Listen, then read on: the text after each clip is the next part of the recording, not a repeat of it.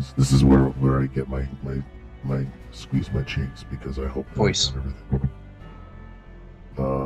I'm saying start streaming. And how come it's not streaming? Are The we? Lord Sod. I really hope that they're... Alright, I think we are actually here. Believe it or not. I'll just double check. Yeah, I'm seeing a thing. And what I'm going to do is go to chat. And we're going to do that. And I want to say, sing. Hopefully no one will get too messed up.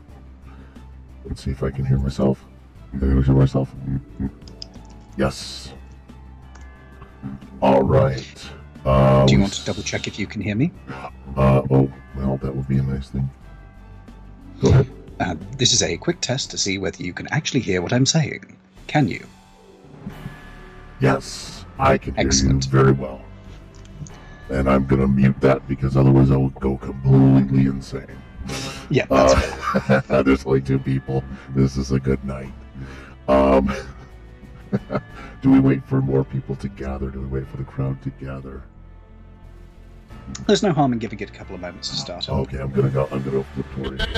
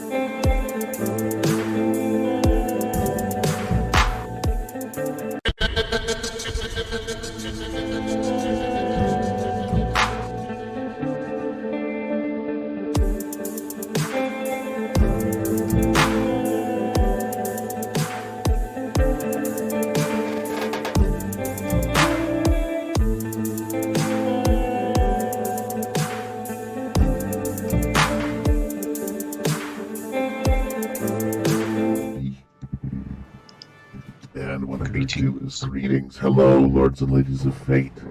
Welcome to the self-proclaimed only Twitch TTRPG stream that allows you, the viewer, to interact with us and influence things in the game, and you can do it all for free. To influence us, talk with us in chat, and you can spend some bait chips, which are loyalty points, and those allow you to redeem things like request an action, bring in an item, make the players do or say funny things.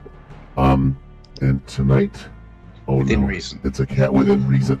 We do still have all of the what's it called? We do still have all of the rights of veto, and to treat any of your wishes as if it were a genie. So yes, so that is a thing.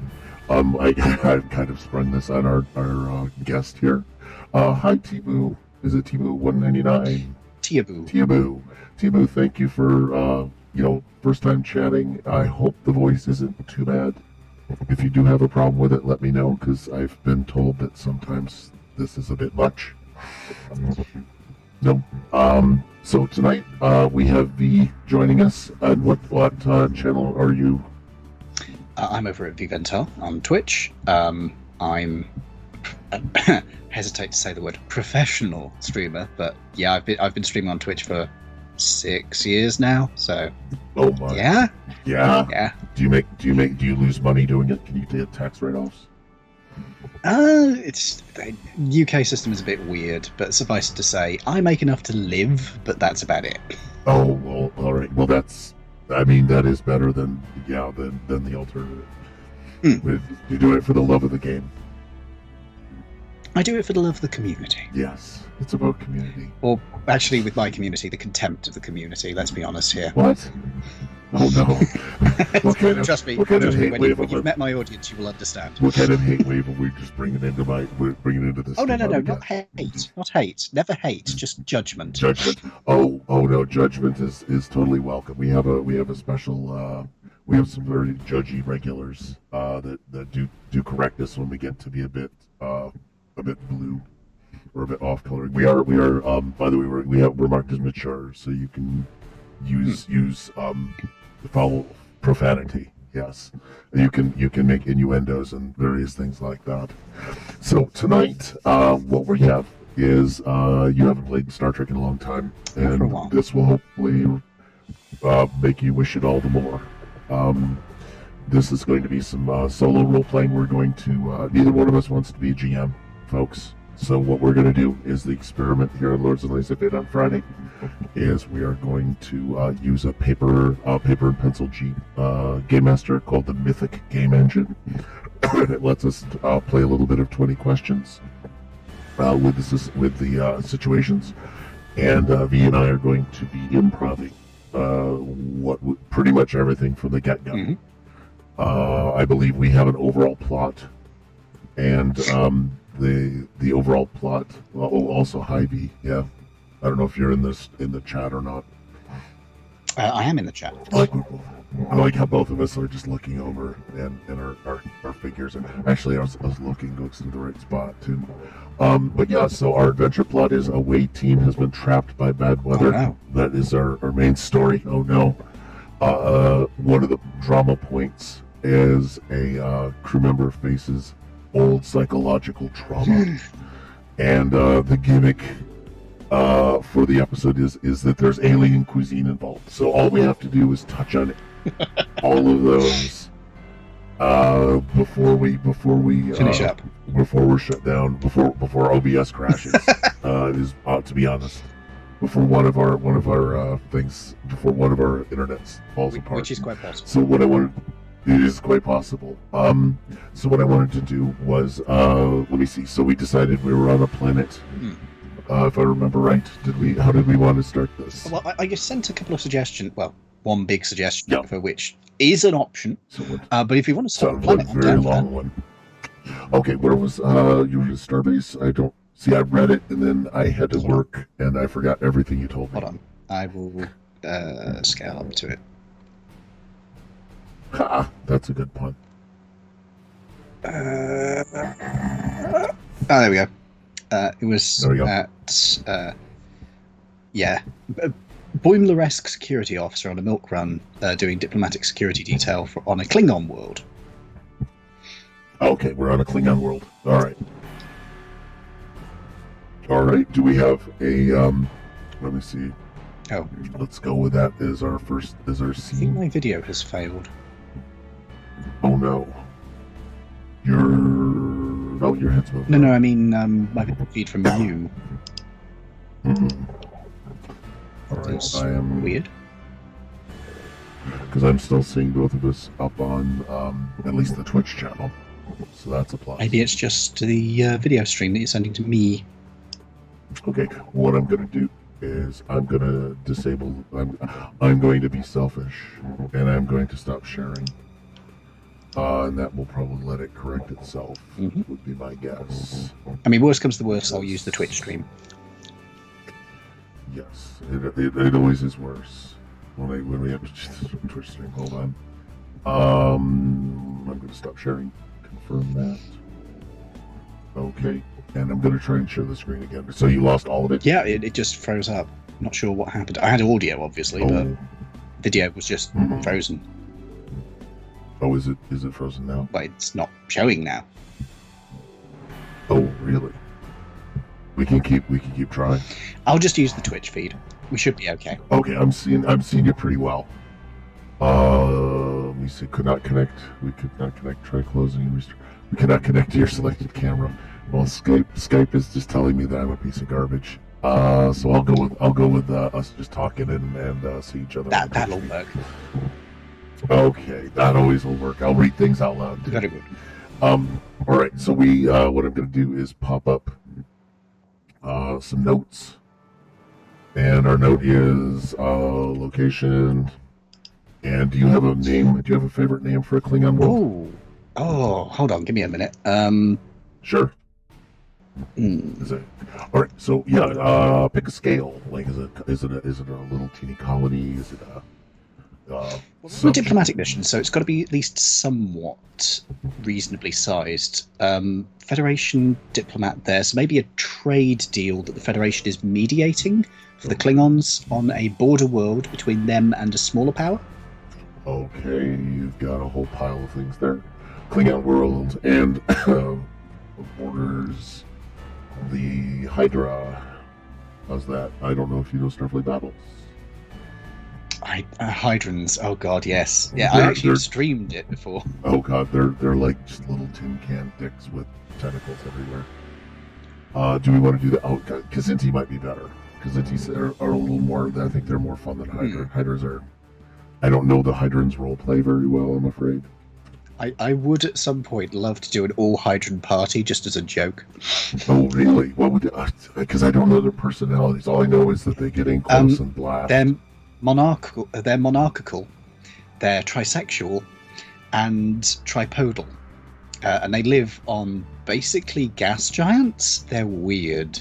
And also, if you play them in the computer game versions where they were in Starfleet Command, they all have British accents. They are incredibly British. Oh, do they just go up and take land? They put a flag down and take some land? No. They're British in the sense of their accents, and they're all sort of stiff upper lip chap. Yes. Oh, walk it off. You're missing some exactly. tentacles. Okay, that's the version of walking it off. Okay, so I'm gonna go with Well, would you want to do a bunch of Hydrants? I'll roll with Kazinti or Hydra. Those are the two I know that are bordering. Unless you want to make up. No, go with Kazinti because Kazinti is interesting, and I was actually thinking of playing a Acacian. Okay. In which case, there's some interesting there's an interesting lore in the old canon for Kazinti. Don't they kind of hate each other? Yes. They Why very much hate each other. Oh, I'm sorry. I'm a virtual cat. That's why I'm speaking. Which hold on, is which one of us is the Warhammer 40K Dreadnought? That would be your voice. Oh, that would be mine. Okay. Yeah. I just wanted to check. I try and suck in my tummy and get myself squeezed into a battle cruiser configuration. But we'll work on that. So we have Right. we're Klingon border, Klingon world, and it is named. Was it? Galkoth. Oh, I like it. Apostrophe because it's Klingon. Dumbkoff. Perfect. Borders with the Kazinti, and you have so who are you? Let me see. So we need a diplomat, don't we? Trill. Okay. Trill. Are we looking at male or female? Do we have a name that we want to send this diplomat? And who? I mean, I'm coming up with a lot of ideas. I don't want to overwhelm you with Oh it. no, So you can keep going. I just check my. Also, chat. By the way, welcome everybody who's shown up in chat. Apparently, you know enough to throw. What?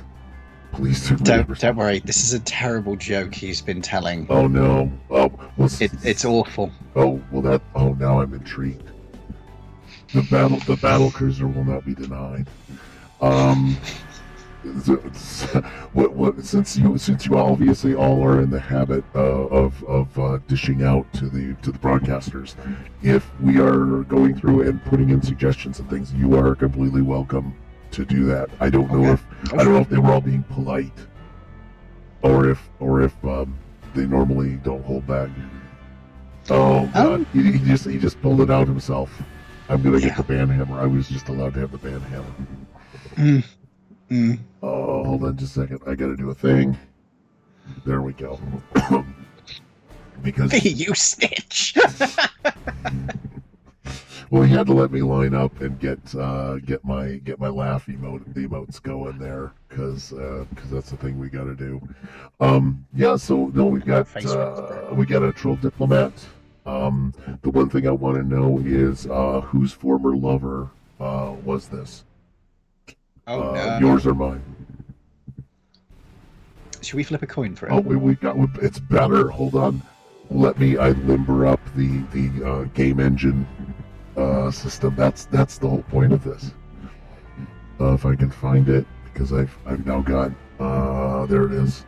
So do we just go by either or do we?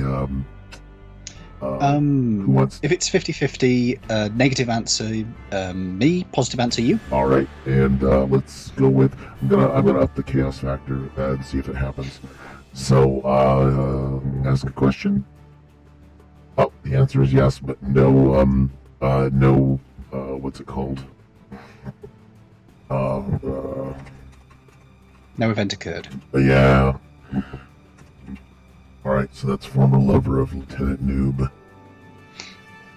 I mean, given that no event occurred, is it more a sort of unrequited situation here? Well, we can say, were they even aware that I was in love with them? Or was it who's in love with who at this point? Do I know this? Yes, do I know that they were in love with me? And I'm going to go let's go with very unlikely. Oh god, Tiabu suggestion. Both. Former lover of both. Oh no. Yes, I like Tiabu's suggestion better. My question was, is it unrequited? Was I oblivious? And the extreme answer is yes.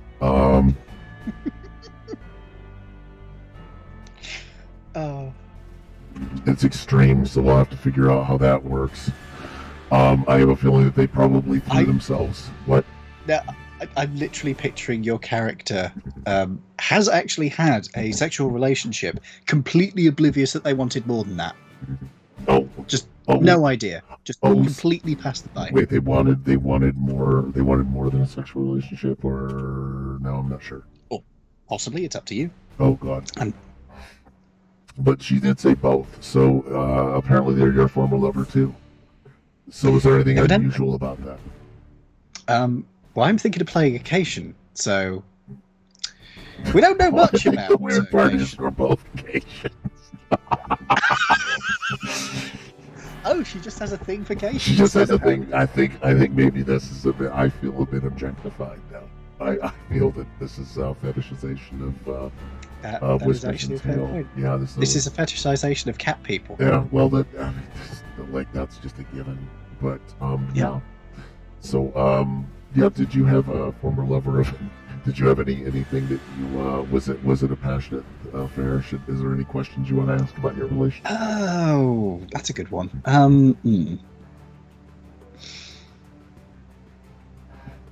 No, I think I'll just go with, was it a actual relationship, or was it something that never came to anything? Was it just like... Oh, a passing in the night thing. Mm. I don't quite know what that would be. Do you have any odds on what you'd like that to be? Given what my character is like, he's well, what I'm thinking my character is like. Yeah. He's quite attached to the fleet, so I'm guessing he's probably quite busy. So let's put it down to 40%-ish. Oh, okay, I'll go with unlikely. And I don't remember what the name was. Okay, yep, it is unlikely. It's like ships in the night, passing relationship, casual sex, or what? God knows, probably just a passing relationship thing.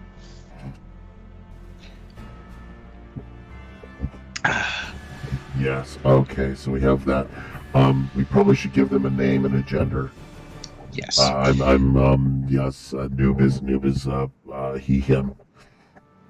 We haven't given your character a name yet, so. No, I have a suggestion for a name if you would like to hear it. It is terrible. It is in line with your noob, I thought I would go with something that would be appropriate for a occasion, but at the same time fit with the theme of light-hearted entertainment. So I'm calling him Lieutenant Sakal Hissy. What?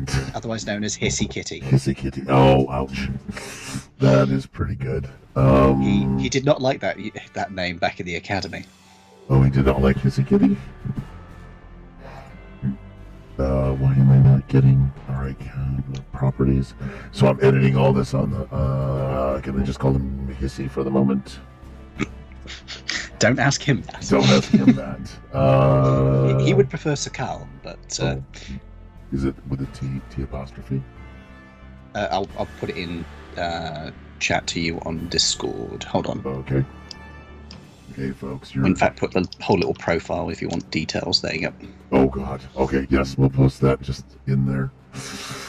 Where's my Discord? Discord doc. Okay. Oh, Lord. I don't know if it'll all fit on the page tick. Don't need to put the whole thing in. Just edit down bits you need. Oh, I need all of it. I need to find out how come the text alignment. Ah, there we go. There's the text alignment. Center. You need to find out the details of his specialty, do you? Let me see. Not yet. No, we'll make that as we go. Okay. I'm just taking a second to because I'm like I said, I'm new to this editing game, so you guys are all being really nice to me. Your role is text. Yeah, that's not too bad. That actually fits typographically. We got our little badges because we're special. So, yeah, there's that. There's this. We're in the Kazinti. Former lover. Okay. And And we can blame Tiabu for this. oh yes, I'm all for blaming other people for these sorts of mistakes or situations. So so we're at the we are you know, I guess we could just say we both arrived at the shuttle. So were we there to deliver something, or because we can also ask, you know, what the nature of the diplomatic mission was. Well, are we there for the same purpose? Because it could be that we're both running escort for the diplomat. I kind of want to do that to keep it simple. Yeah, okay. If that makes sense. So we're both escorting the diplomat. Mm-hmm. I mean, security is not my character's normal thing, but... Oh, are you like... I forget, you said you're security or command? No, he's science. Oh, no, I think there's a reason that a science officer... Alright, I'm going to look up something. I'm gonna throw this out here. There's the emulator. I'm going to do a thing called create an event, which will give us adjectives and verbs. And that can explain why are you actually alone. Adversity investment. and it's a negative thing. So Hmm. something, I don't know what adversity investment means, but that's why you've been included. Perhaps the diplomat that we're supposed to be dealing with, I mean, given what my character's specialty is, Mhm. perhaps they're non-verbal. Oh, well, that's a good idea. Because for those of you who can't see this, obviously, my character's specialty is xenolinguistics, Oh yeah, I don't see. verbal languages. Oh, that's brilliant. Okay. Greg. Yep, my tiny dog is wanting to get up because he sees that I have cookies on the table. Oh no. Because this is part of the game. It is solo role playing and a cookie. Those are the things we want. I have digestive biscuits. They're You the have closest thing I have to digestive cookies. Okay. Yes, we're over here on this side of the pond. So you just you can do some ASMR with the bag if you want. Yeah, that proves that we've actually done the cookies. I got the soft cookies. I also have pasta, but That'll work. Greg, you can't do this, buddy. Let me see, where are we at? We're escorting, and I've got to add a thing to her notes, which is it a she, I assume? Yes. can be a she, can be a he, could be a non-binary if they want it to be. Okay. What are over-unders on that one? I don't mind one way or the other. I don't think my character is established on what his preferences are, so I will just roll with it. Okay.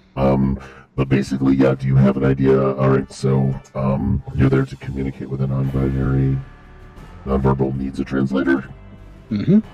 So say the diplomat who we're supposed to be meeting with either doesn't have vocal apparatus and communicates via, I don't know, vibrations over Okay, yes. So our diplomat.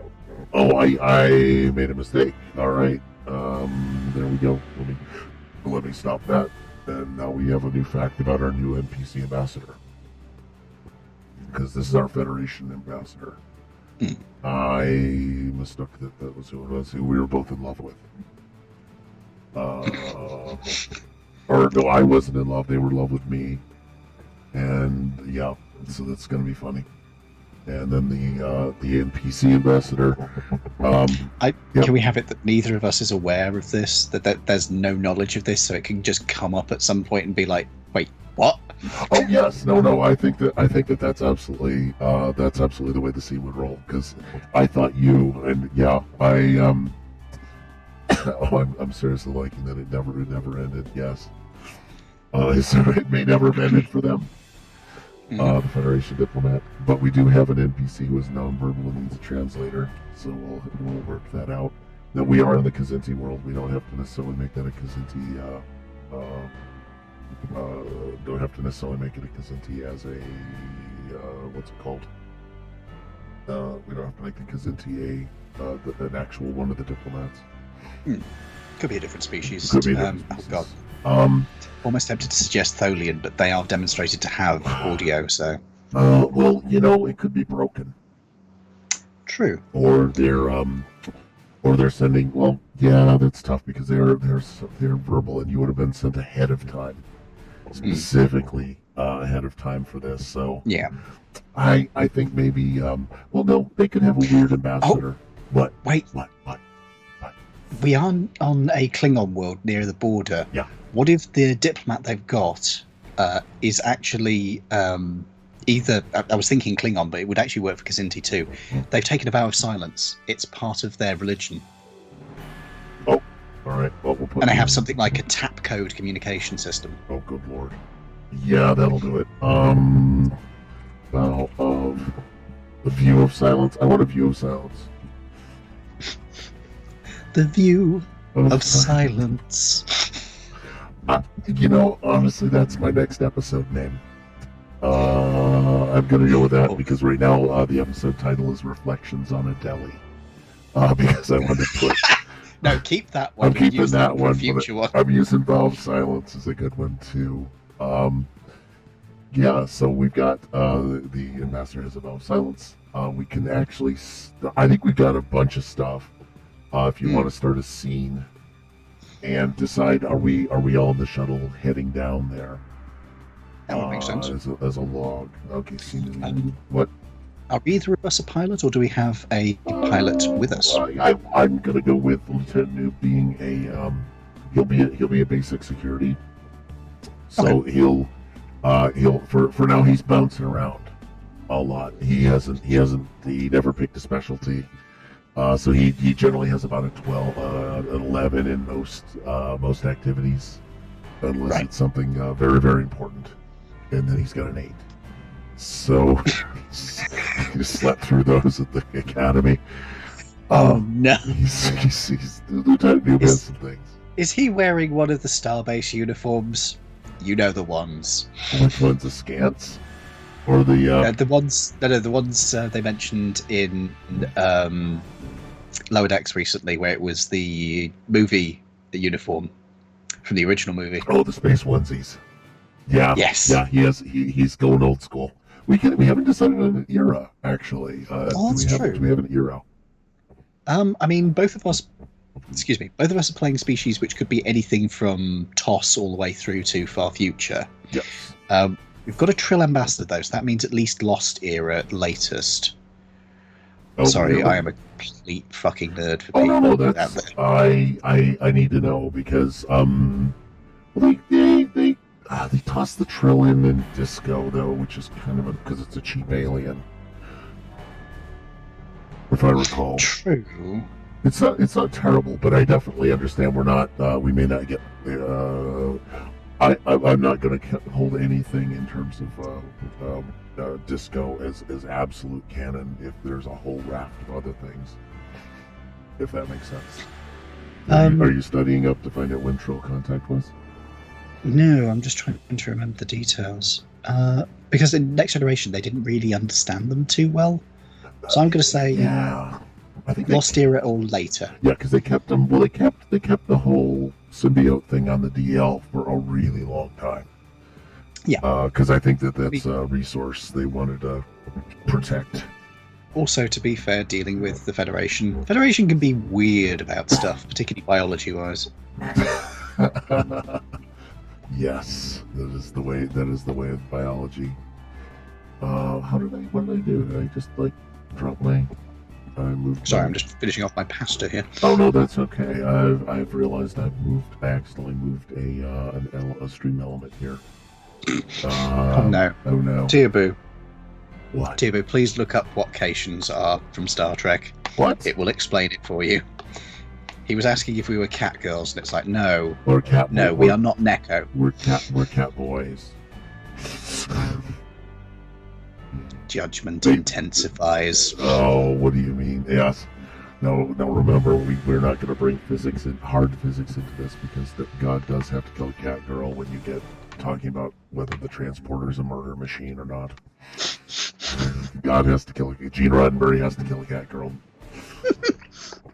Cat girls. Not the great bird of the galaxy. Gene's vision is absolutely about cat girls. This was Michelle Barrett's entire contribution to the canon up until that point was cat girl. She really did that. She wrote it up where they were from. Kayat. I did not know. Oh yeah, she did a whole background on it. It was this thing where animated Tass was a labor of we gotta milk some money out of this franchise to stay relevant, and so Michelle worked cheap, which was the most important thing for any production. Yeah. So yeah, we're in a shuttle. Okay. I'm gonna flip over to the old. Let me see. The old Trill. Well, actually, we can have any person. So, do we want this person to be? Let me see. Well, let me see. I've got a better. Karen. Images. Oh no, I'm just. Yes, I wanna be mean about things and just being a random person. I'm really tempted that she may have seen better days. Or is this just gonna be wrong to use a real person? I wouldn't use a real person if I were you, because it's a little bit tasteless. We'll do this. Okay, cartoon. Please use the first image. Oh, this one or this one? Pop singer. I can't see. You've covered it over with the menu. Oh, which? The one which is just a kid's stick figure raging. Oh yes, I will take the stick figure raging. Okay, we're just gonna use a print screen and capture that. You can tell we only have the highest quality graphics on Lords and Ladies of Fate, and it is a yeah. So there she is. We're just gonna give that something visual for the audience because using your imagination is taxing. I think it's very taxing. To be fair, some of us do not have mind's eyes. Yes. Oh, we do not. Aphantasia. Oh, seriously? That is a thing. Yep. I mean, I can't. I only found out about it a while back, and I was like, "Wait, you mean picture in your mind isn't a metaphor?" Well, wait a minute. I can't come up with something on the spot. If you close your eyes, can you picture, as in actually see an image? So let's say if I said a pink golf ball, could you see a pink golf ball? No. I can see a black. I see a void. You might actually have aphantasia. There are some tests you can do, but okay. Apparently, some people can just summon an image. Is there a number? I feel like we should be putting a number up on the bottom of the screen at this point. For reaching out. I'm not making a joke of it because it's like, wow, that's a new thing. I'm gonna have to ask around a few people because I did have I had some friends who had that same thing where they would have atypical senses, and until they tested it or somebody mentioned it, it never occurred to them that there was that they were unusual. Yeah, trying to not be that it was a different thing, that they had a different modality or opinion. Usually, you find out you find out really quickly if you have a different opinion than other people. Then they'll let you know. Well, I only found out about it because of a Twitter thread where somebody was talking about it, and I was like, wait, you mean people can literally picture things? People can actually do... I thought it was a metaphor. I'm stunned. Well, I can't instantly summon an image. Now I have to draw it in front of me. But I mean, we have people that can not necessarily see music but can summon music. I assume it's the same thing. Well, that's interesting. Well, yeah, actually, quick poll, everybody. Yeah, go on. Who else can you guys picture something in your mind? Go on. I don't know. Tell us. I don't know if anyone's listening. No, they're not. A couple of people. There are a couple of people. I don't know how to tell if it's real or not.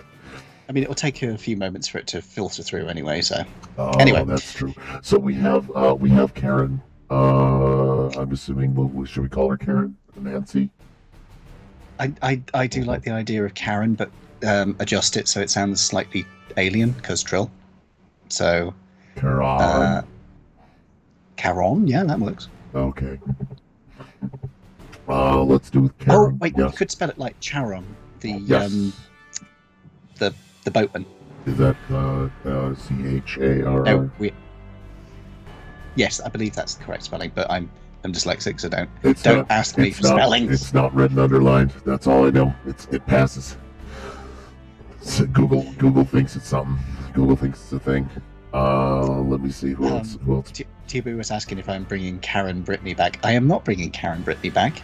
She was a D&D character, and we don't talk about her too much because of the memories. They're horrifying. Is this we don't talk about Bruno kind of thing, or what? No. It was a character I played in a game which, ironically, Tiabu ran, which was a wizard of doing her own research, which is a sorcerer subclass. Okay.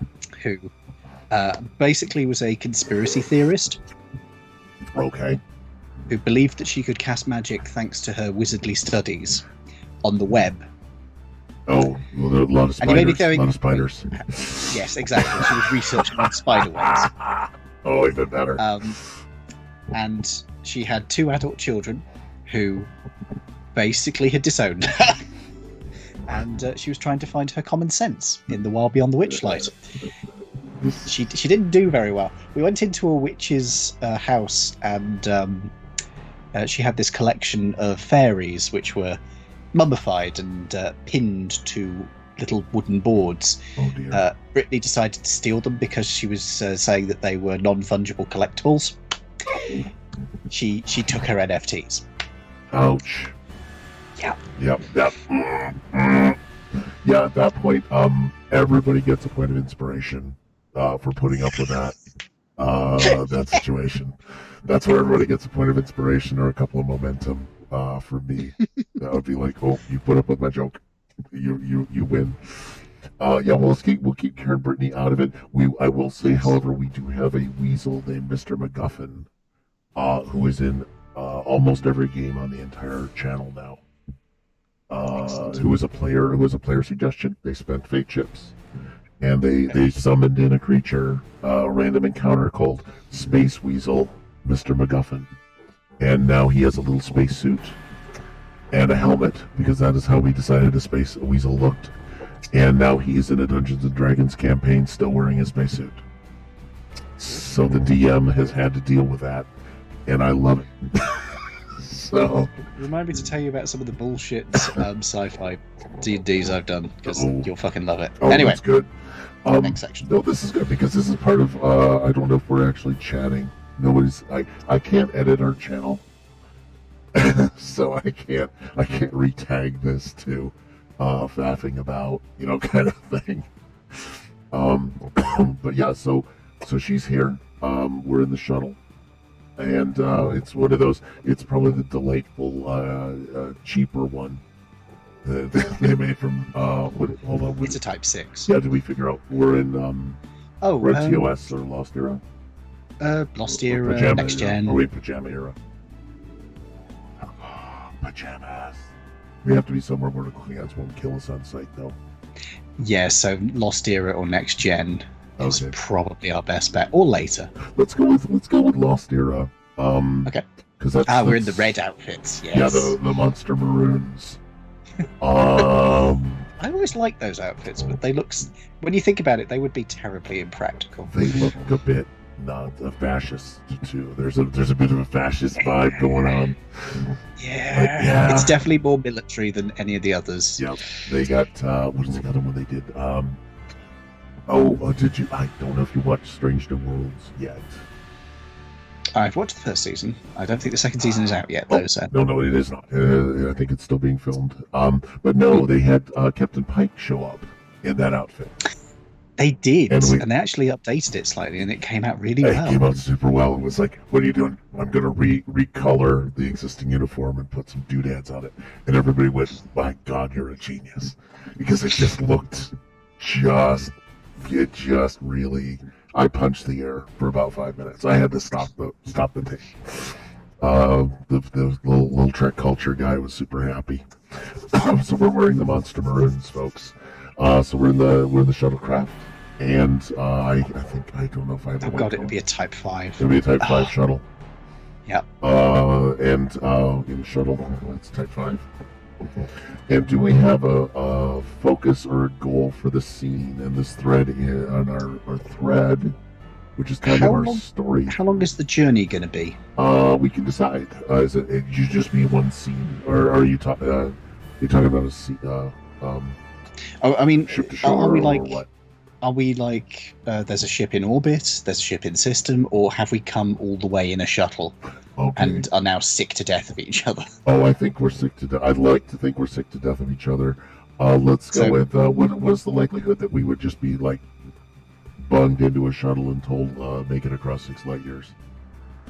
Yeah, Starfleet I mean, do that. It is a warp-capable shuttle, so yeah, it could do that. It would probably take it a couple of days there. Oh yeah, we're gonna hate each other. So odds are very likely that they just popped us into a shuttle for 6 days. Yeah. Focus. Whoops. No, come on. Ask a question. You're supposed to. Come on. Oh, let me see. Apparently, Mythic Games is running on Twitch. I hope you can see me right. Check if there's a typo in. All right. Can you still see me and everything? Because I'm still. I can see you on Twitch. Don't forget, I'm having to go through that. But Okay. Mythic Games has vanished. Yeah. Mythic Games has vanished, and I'm going to say my Twitch stream has vanished as well. Twitch is up. So let me see. Yeah, because my entire Chrome is. All right, there it is. My Chrome seems to take a few minutes, and so Mythic is dead. That's hilarious. That's absolutely funny. This is the joy of doing things live, folks. I love this. I'm gonna see if I can type in here to see what's going on. Does it like any of my world? No, I'm flipping between it, and because you can see it on my solo, right? Whoop, bless you. Sorry, sneeze. That's okay. But you can see it on switch back and forth on your. I can see your notes. I can't see the Mythic engine. You can see the Mythic engine, and it's finally caught up. Okay, looks like it's probably me. The Mythic engine. Yeah. No, I said I can't see the Mythic engine. It's not. Oh, I'm poking it. I'm poking it with a stick. So it's not letting me. For some reason, the Mythic engine, the internet's collapsed, folks. That's all there is to it. You know what? Coin flips then. We're intelligent gentlemen. We don't need no stinking thing. So yeah, we've been in the shuttle for 6 days. It's been full 6 days, not even 2. It's like 6. Oh no, I like the 6 days, and the 7th day we're gonna get God. there. 6 days. A week in a Type 5 shuttle. A week in a Type 5 shuttle, because this is how Starfleet rolls. You know, I think that man, I really want Play by Email games to come back, man.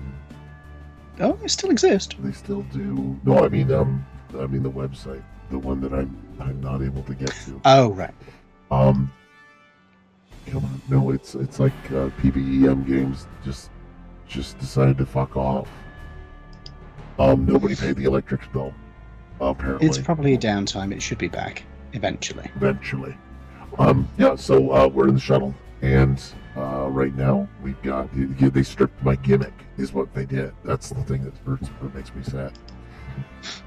I had a gimmick for this, and by God, I was hoping it would do its thing, because now I've got several things that are not seating well. Okay, so we've got the shuttle for 6 days.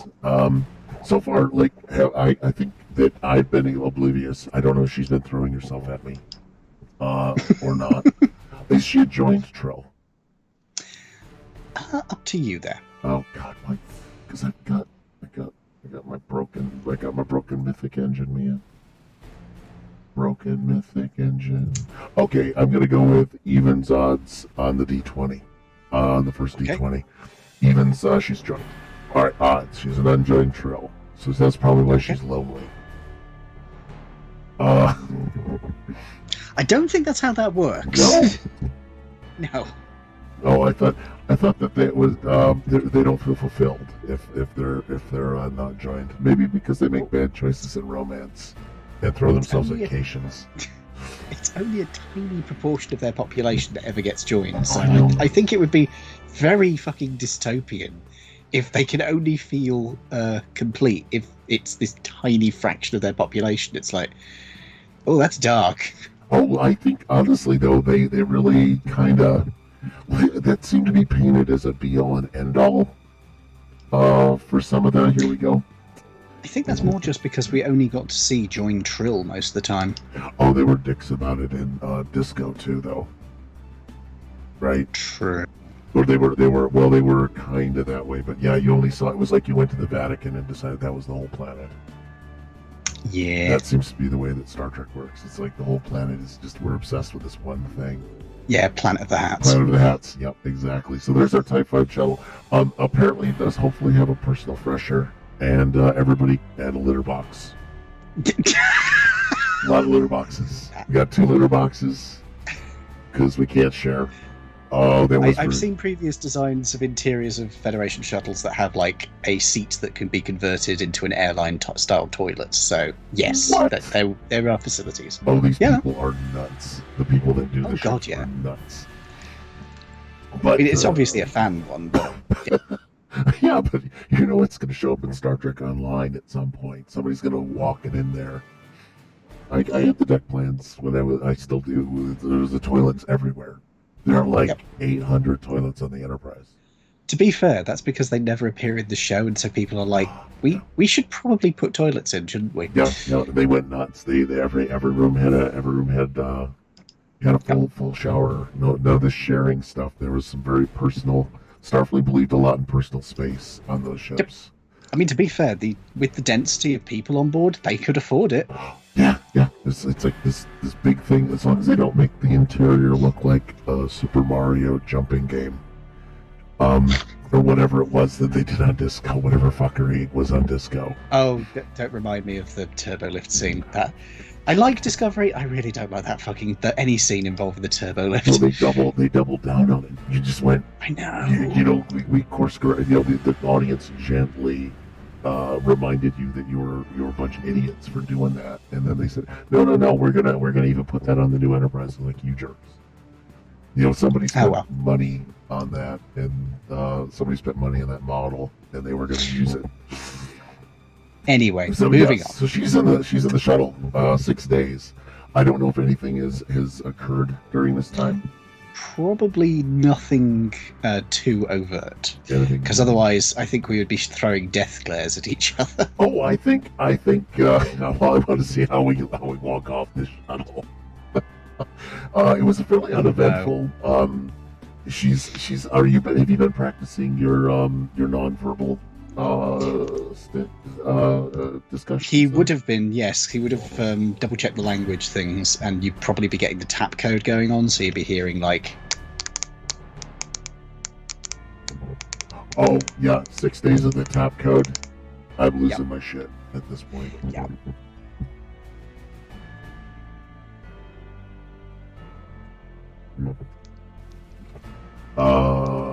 Practice, yes. 6 days of tap code practice. Lieutenant Noob is on edge.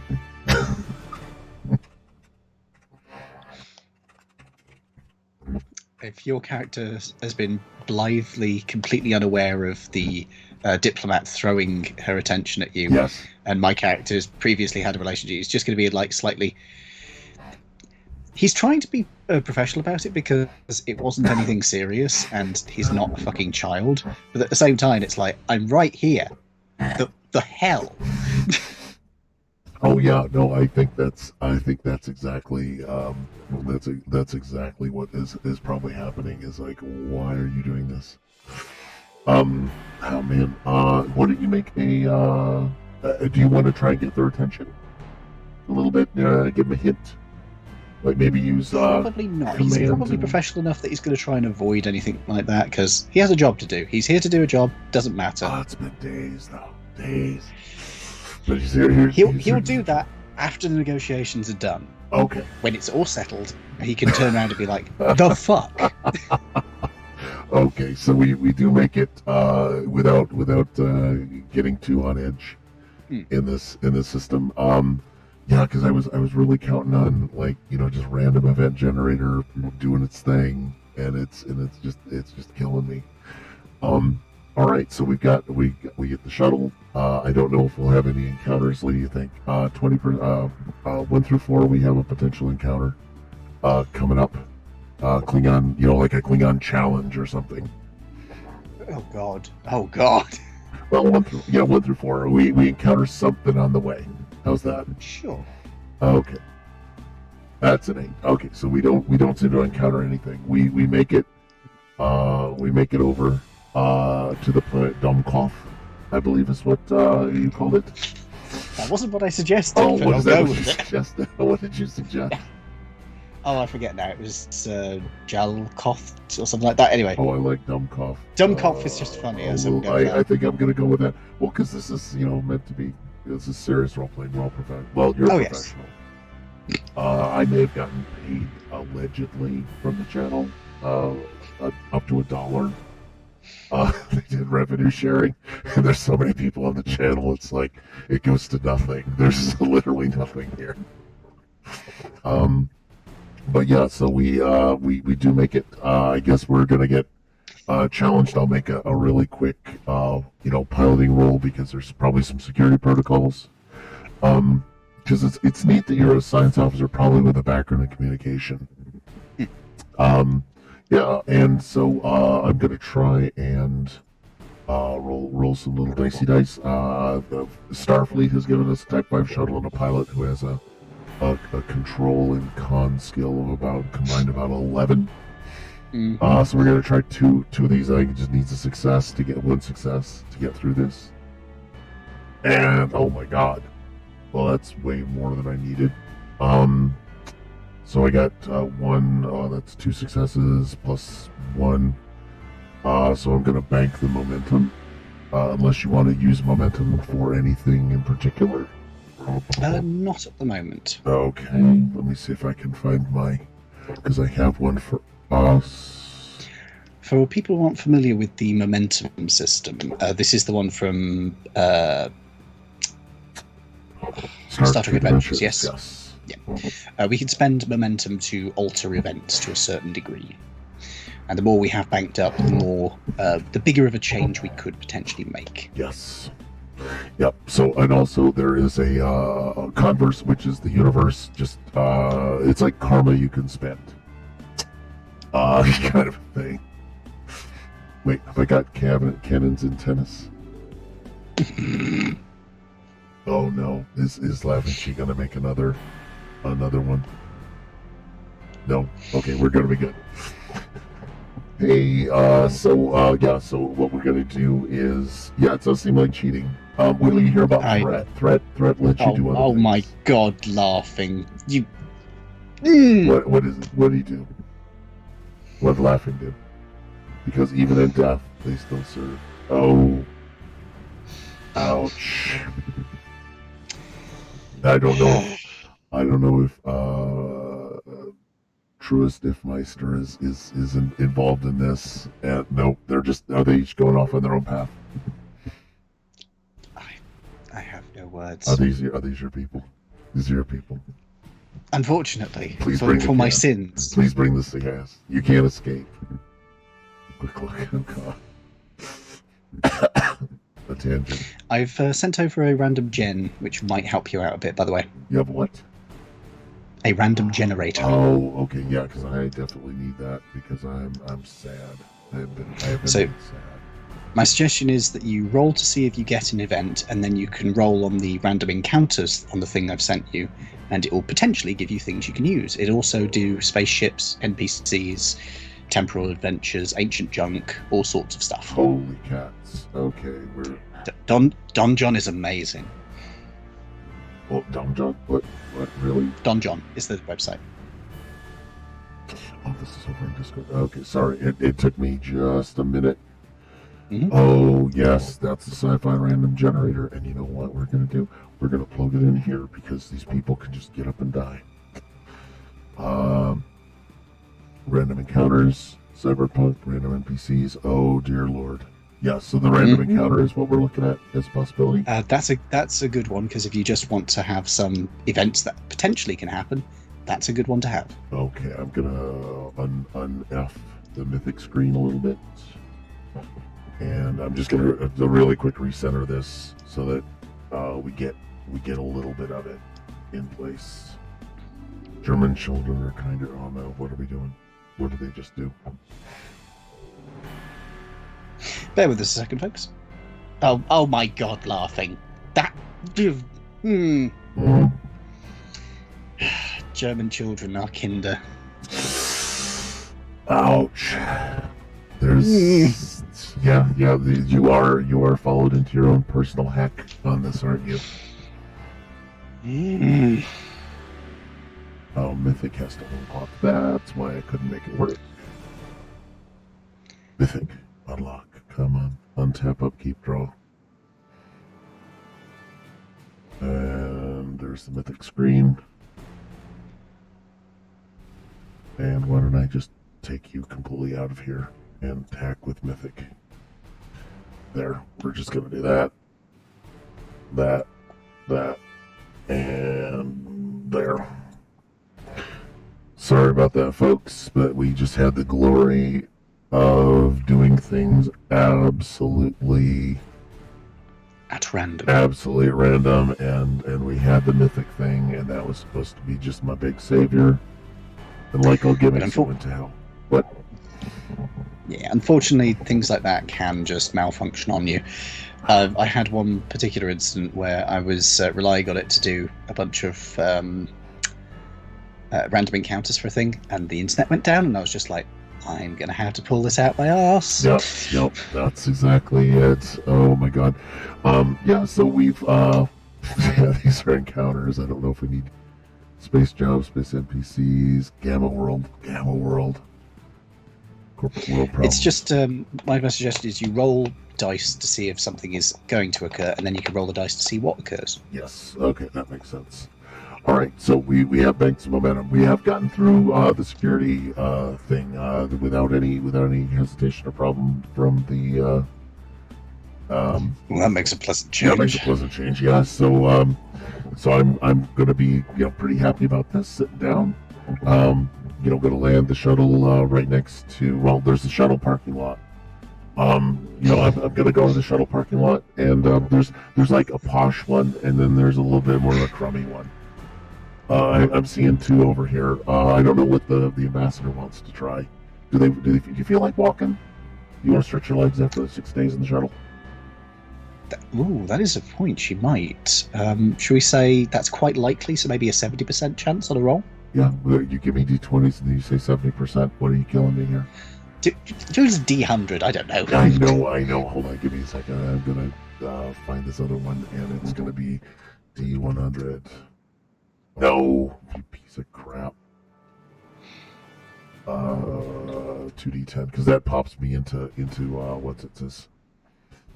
So we'll just read ones and tens. How's that? Mm-hmm. So 17% chance. So that's definitely somebody who is desperate for walking and stretching their legs. Okay. All right, she wants to get out and walk. So we're going to the cheaper one, I imagine. We're going to the cheap one. It's going to be there's going to be some shuttles up on blocks. I think when I land, I notice there's some shuttles up on blocks. There's one shuttle that's actually painted up as a school bus, and it's currently being stolen by some pirates. Totally not referencing something there. Oh yes. I like the idea.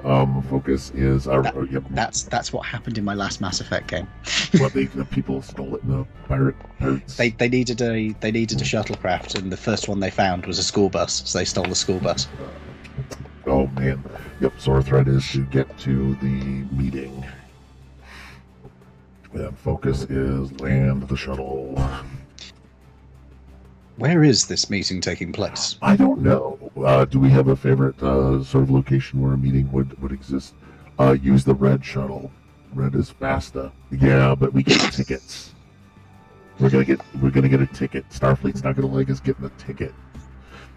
So we've already got a trouble from the shuttle is in a shady area. Yeah, the shuttle's parked in a shady area. I'm gonna like will we bring anything other than just like our diplomatic phasers and our comm badges? Oh no, this is in here when we had to bring a big communicator the size of a cheese. I'll take a tricorder with me. All right, hunk of cheese. The hunk of cheese communicators. Oh no, not yeah. The hunk of cheese communicators and the tricorder is still a pistol. Pack. Probably just Type 1s because it's a diplomatic event. Yeah, do they actually have? Yeah, it's a diplomatic event. Drat. Yep, Type 1 phasers. Damn it. And you've got the tricorder that looks like a pistol. No, I've got. Oh God, is it the? Remember that one? Yeah. No, I'd forgotten that one existed. Oh God. I'm a dork, man. I'm glad I'm here with you because like it was used once. It was like Trek 2, and that was it. Everything else was. Apparently, it caused diplomatic rows in the FASA lore. Because you were pointing it at people. I thought it was a good idea. Oh dear. It's like that I could see happening in real life, to be fair, so yeah. Yeah, somebody who in their right mind decided this was a thing. I'm gonna keep flipping back to the page. Nope, it's still dead. Yeah, so we're going out. Let me see, we got scene in the shuttle, Type 5, focus landing, get to the meeting. Lieutenant Noob is on edge. No encounters. For anybody who isn't familiar with what that shuttle, what that tricorder looked like, I have put it into Discord. I put it into Stream Chat. Oh, go ahead and I'll pull it. I can pull it out of our Discord. and paste it. I put it into Twitch chat. Do you want me to put it in Discord? Sure. Yeah, I'm boring. Let me see where's my. I have too many things open. Let me see. I've got this monitor of doom. What does it say? Link, man. Come on. Just give me this. Holy cat, that thing is uglier than I remember. It looks like a welder. It really does. Yeah, there it is, folks. That's the welder, or welding mask if you get the size wrong. So yeah, it looks like somebody from Space 1999 decided that they were going to design them a tricorder. Oh God, it really does look like Jerry Anderson designed it. Yeah. Well, it's the artwork a little bit too. So you've got well, we're walking out. Parked the shuttle, parked in the cheap lot. There's probably a guy out here. I'm gonna go with a male merchant with desert camouflage. There'll be. Oh yeah, we got some people now. I like this one of Monday Loper, male merchant. I think he's. Do you think he's fighting with anybody? Painted spacecraft for desert camouflage. Oh God, why am I picturing the guy from Tremors? The one with all the guns. What's his name? Oh yes, yep. Let me see. Hib. Let me see. No, him. I can't remember his name. Oh, but Hib works as a name for him, sure. All right. Well, he actually had a thing, so I'm gonna pop up another one copy. Gonna put this in as our next one. He's our other NPC. We're just giving up on anything that looks too professional at this point. We're just gonna put this up here. Male merchants. Let me see. Nope, it would be trimmers.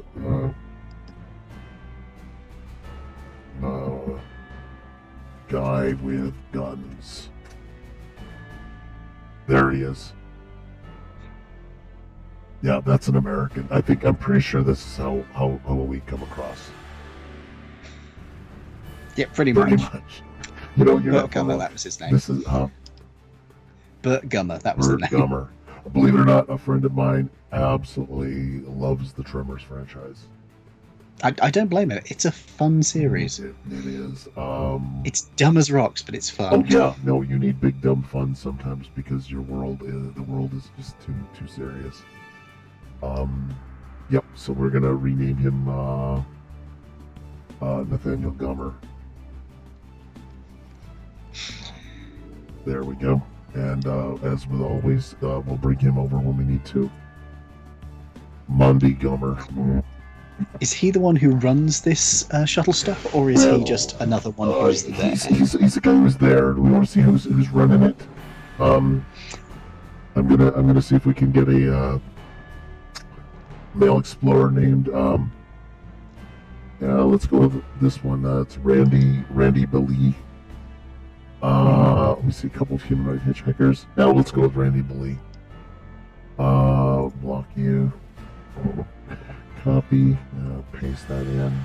Okay, Randy Deli is the dock master. How's that? And I'll get rid of Monty Gummer as a. I'm gonna go with that. He's the dock master. What kind of mood is Randy in? Do you think? Has he had a hot day? Has he had a cold day? Evens, odds? Yeah, even or odds. I think bad day, odds, good day, evens. All right, if he's in an even keel, odds. He's had a bad day. Oh boy. Oh god. All right. Yep. Mm-hmm. He's had a bad day. All his trouble's gonna fly today. Somebody's gonna die today. I think he's having a bad day because probably Mondi has stiffed him. Yeah.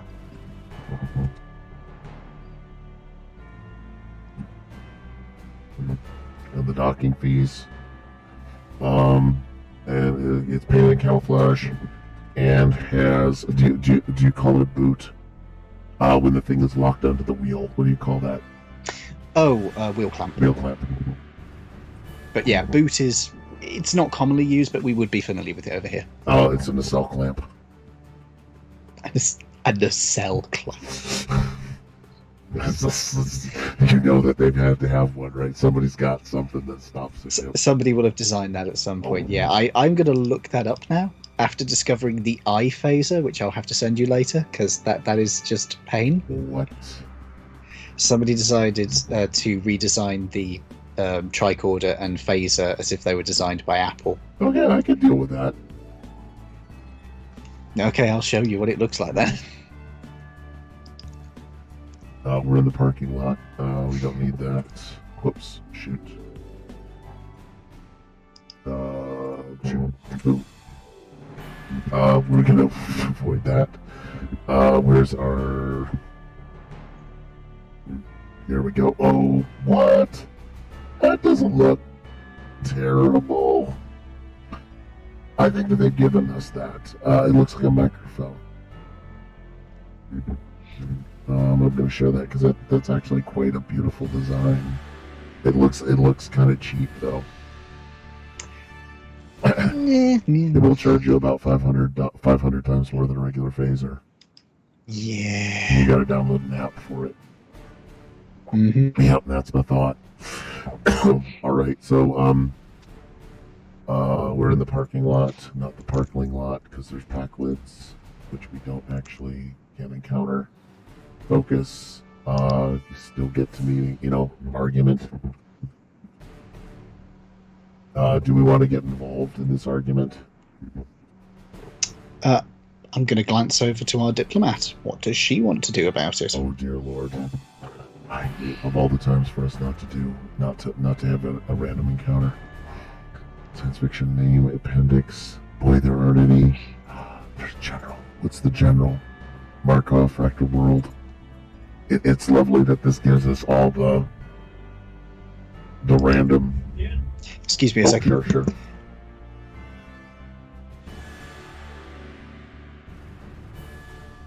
Yep. So, folks, we're gonna go with Randy Bealey and Monty Gummer.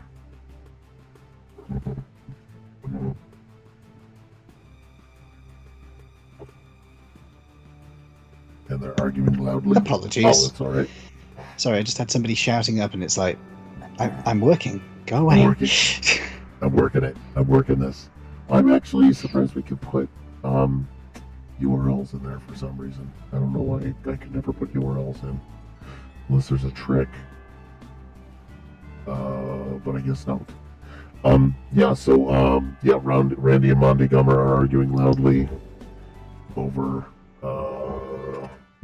fees. Over their fees. And we'll have to decide whether she really cares. She's got, what, a 30% chance of giving a shit? Mm-hmm. Okay, because I'm gonna just kind of have my paw somewhere near my type 1. She's got a 30% chance of caring. She could not give a fuck about these guys. Yep. What's her name? Is she Sharon?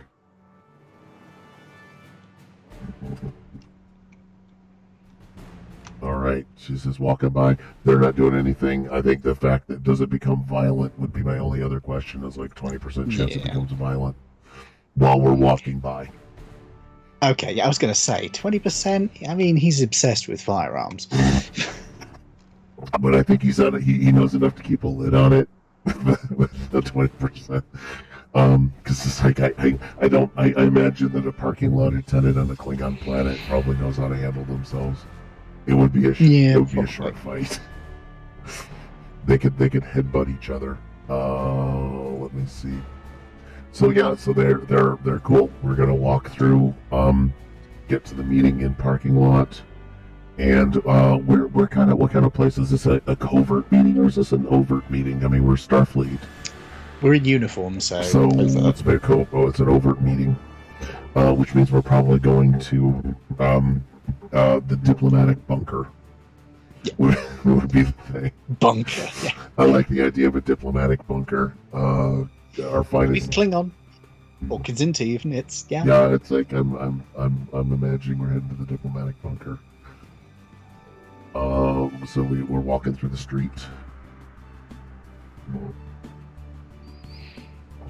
I'm going to be keeping an eye out for Yeah. any trouble as we're going, but also I'm doing the tap code on my fingers because it's just nerves at this point. Oh God! Well, I've got my ears back on this because I think the tap code is finally like is finally on Simon's. Simon's a little like annoyed because he's spent 6 days in the shuttle, Yep. and he hasn't been able to kind of have personal time, so he's pretty tense.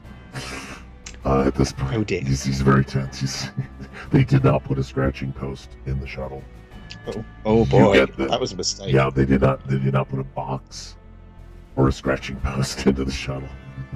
And I feel that those would be two things that the Cations would want to have. I do genuinely appreciate that they put those touches into lower decks. That was hysterical. Oh, I like that the most important thing wasn't the scratching post, but the box. It was the box. And Yep.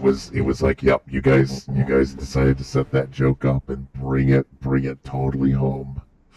Yep. I'm so I'm so happy that they did that.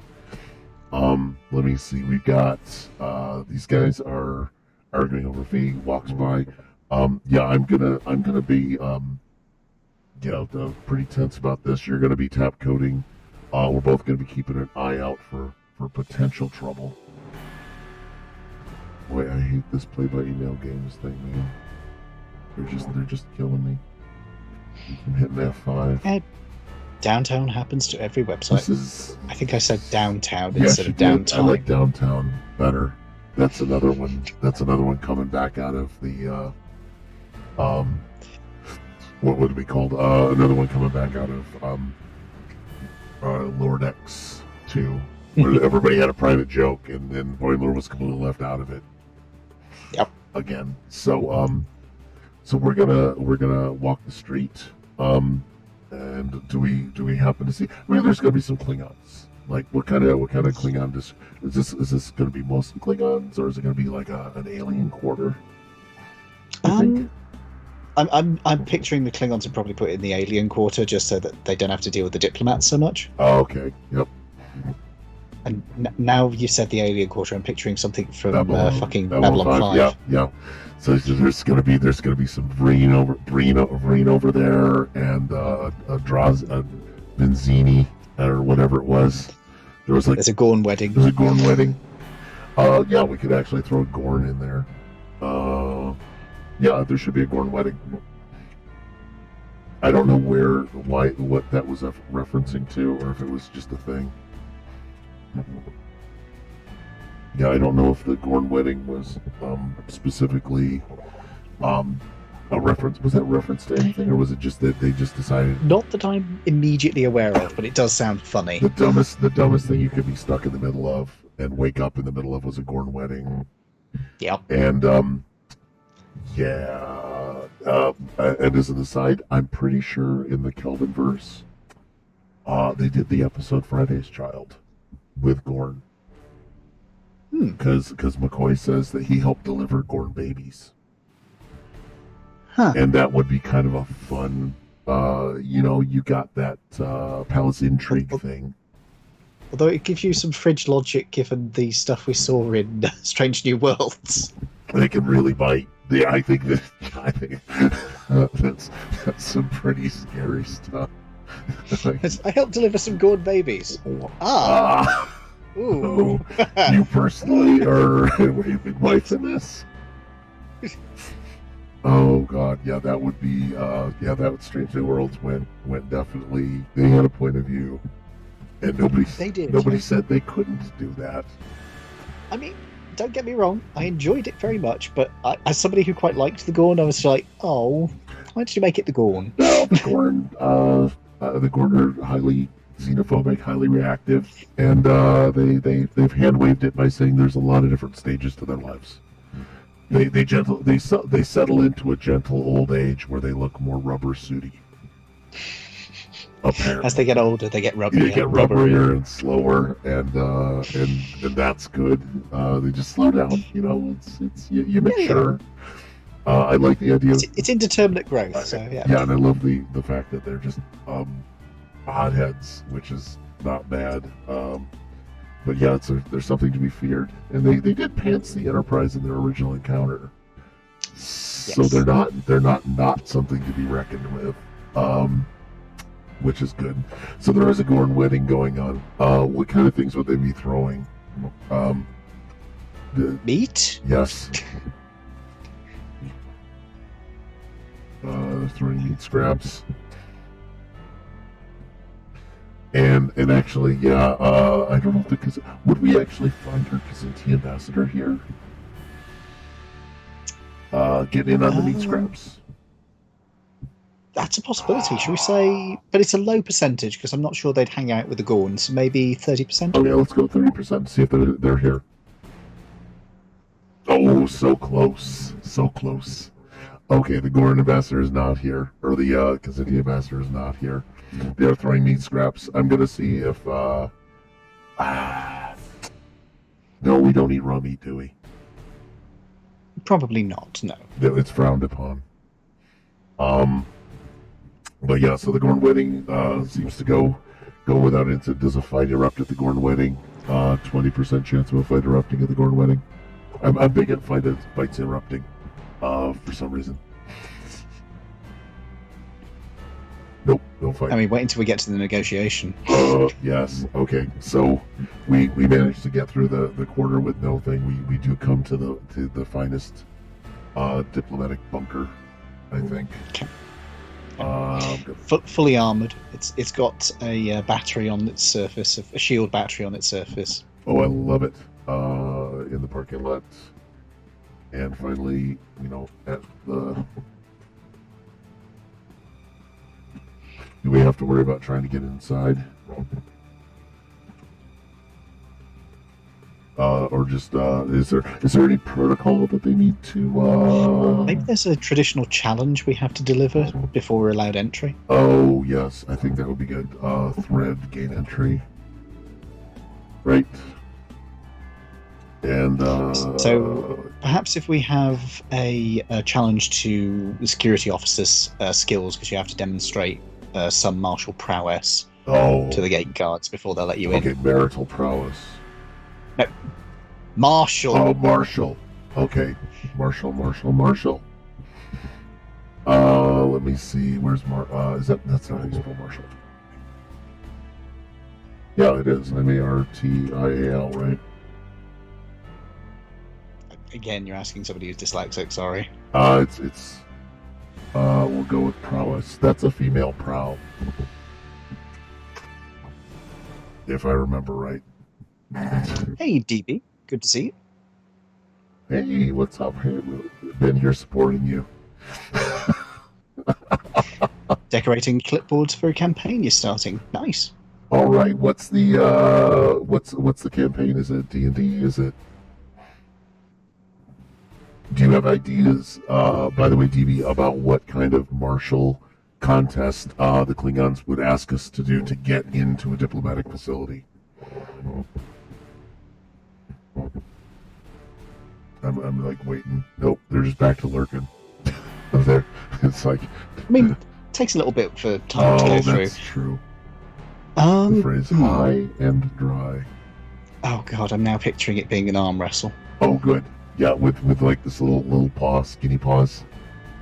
It's gonna be my little skinny paws. It's gonna go so well. Oh yeah, but I got an 11. I'm ready to go. I got security of 1, maybe 2. I put points in the shuttle. I put points in the con, and that's okay. We'll deal with it. Okay. Let me see. Go well. Martial prowess. Let me look up bizarre Klingon rituals. Is that a thing you can find? We're gonna find out.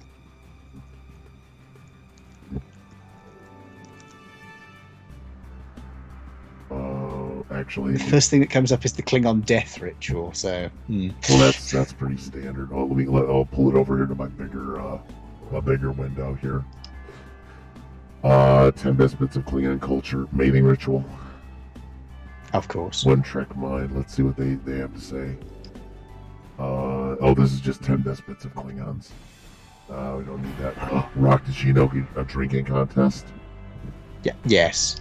That's it. Ractigino drinking contest. Ractigino drinking contest. Okay, I'm going with that one because I think it should. It would be something along the lines of, because I need to have a freaking martial prowess.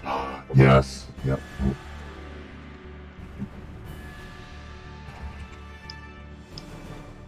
Wait, does that mean we both get to drink? Because that way it's not a combat. Give it a try. It's not a combat issue. I think this would be. Let me see. That's a fitness test, and you could science your way out of it if you wanted, and I could security my way out of it. Okay. If you could find a logical reason why science would help you drink. Is this a quantity or a quality thing, or is it? It's probably both, to be Is honest. it Japanese, like where you have to not pee?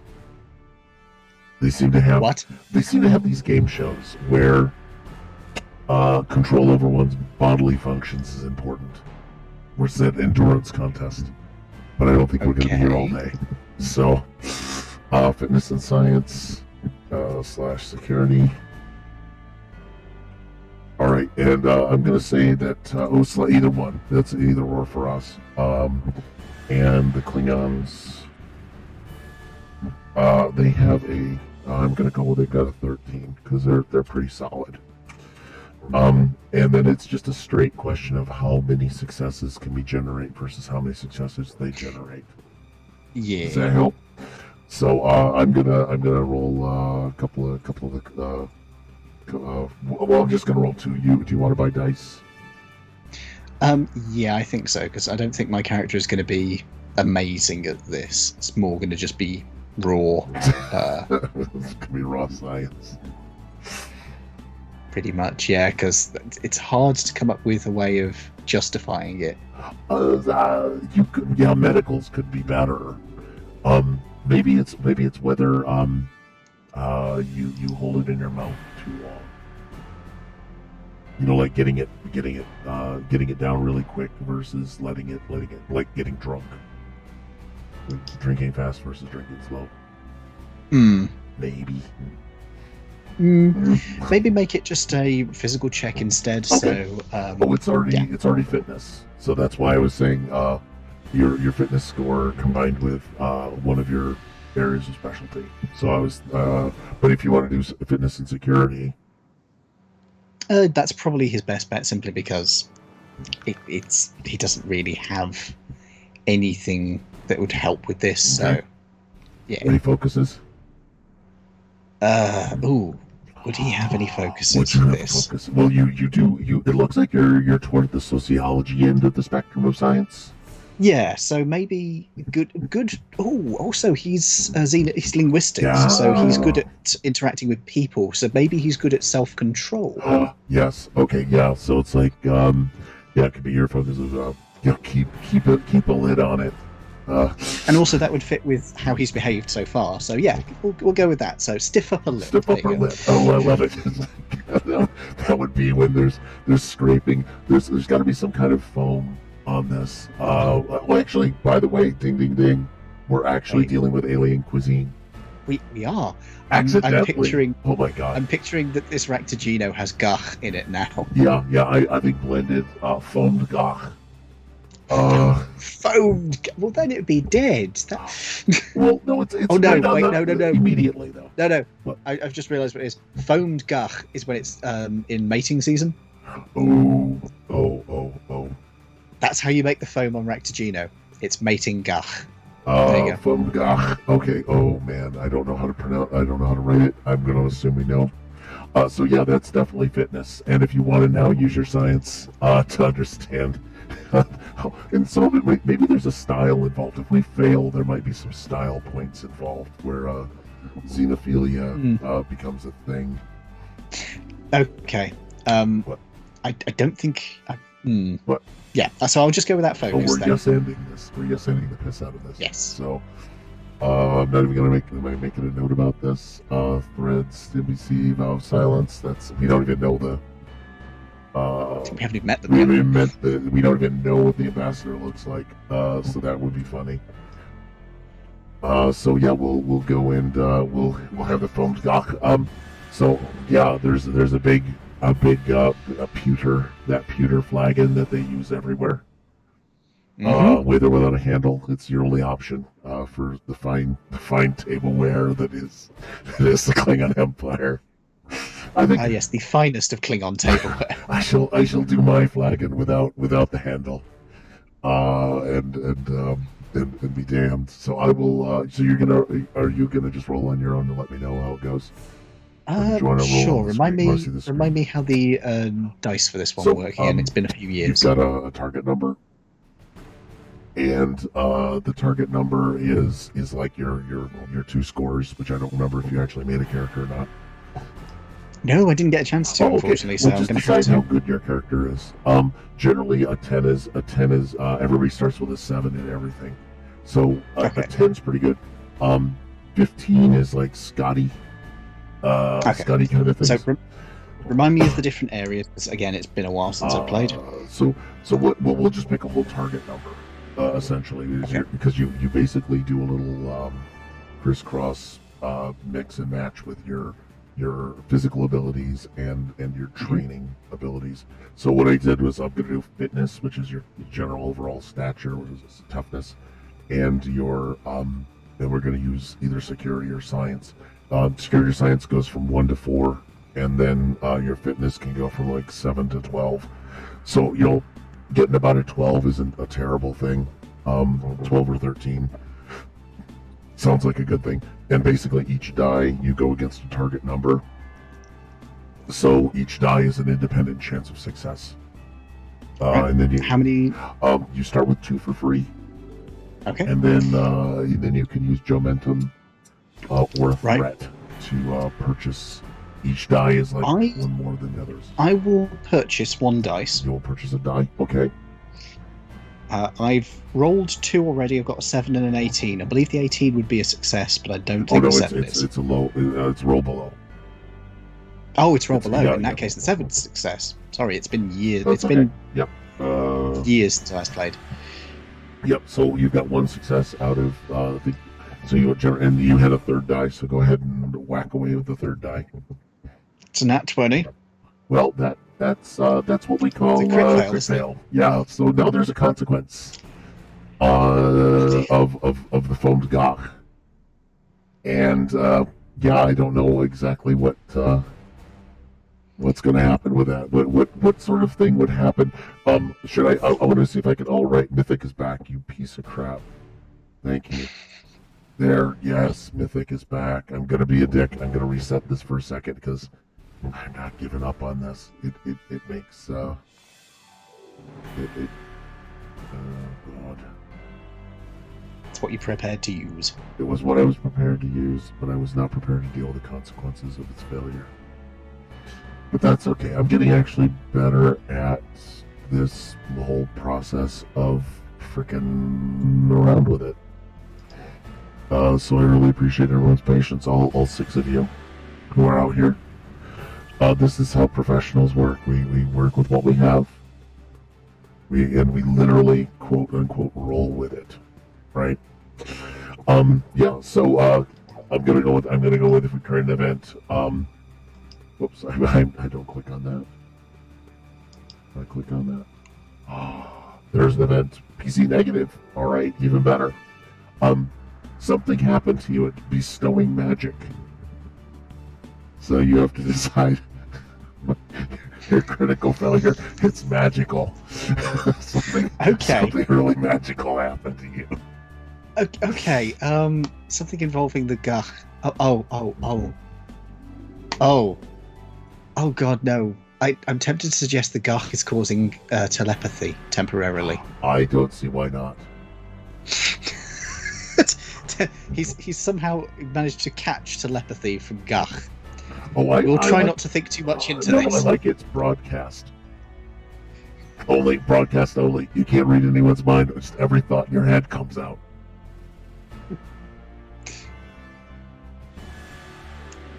Oh boy, that's going to go so well. Temporary telesend. Because, you didn't know this, but Cations are inherently telepathic.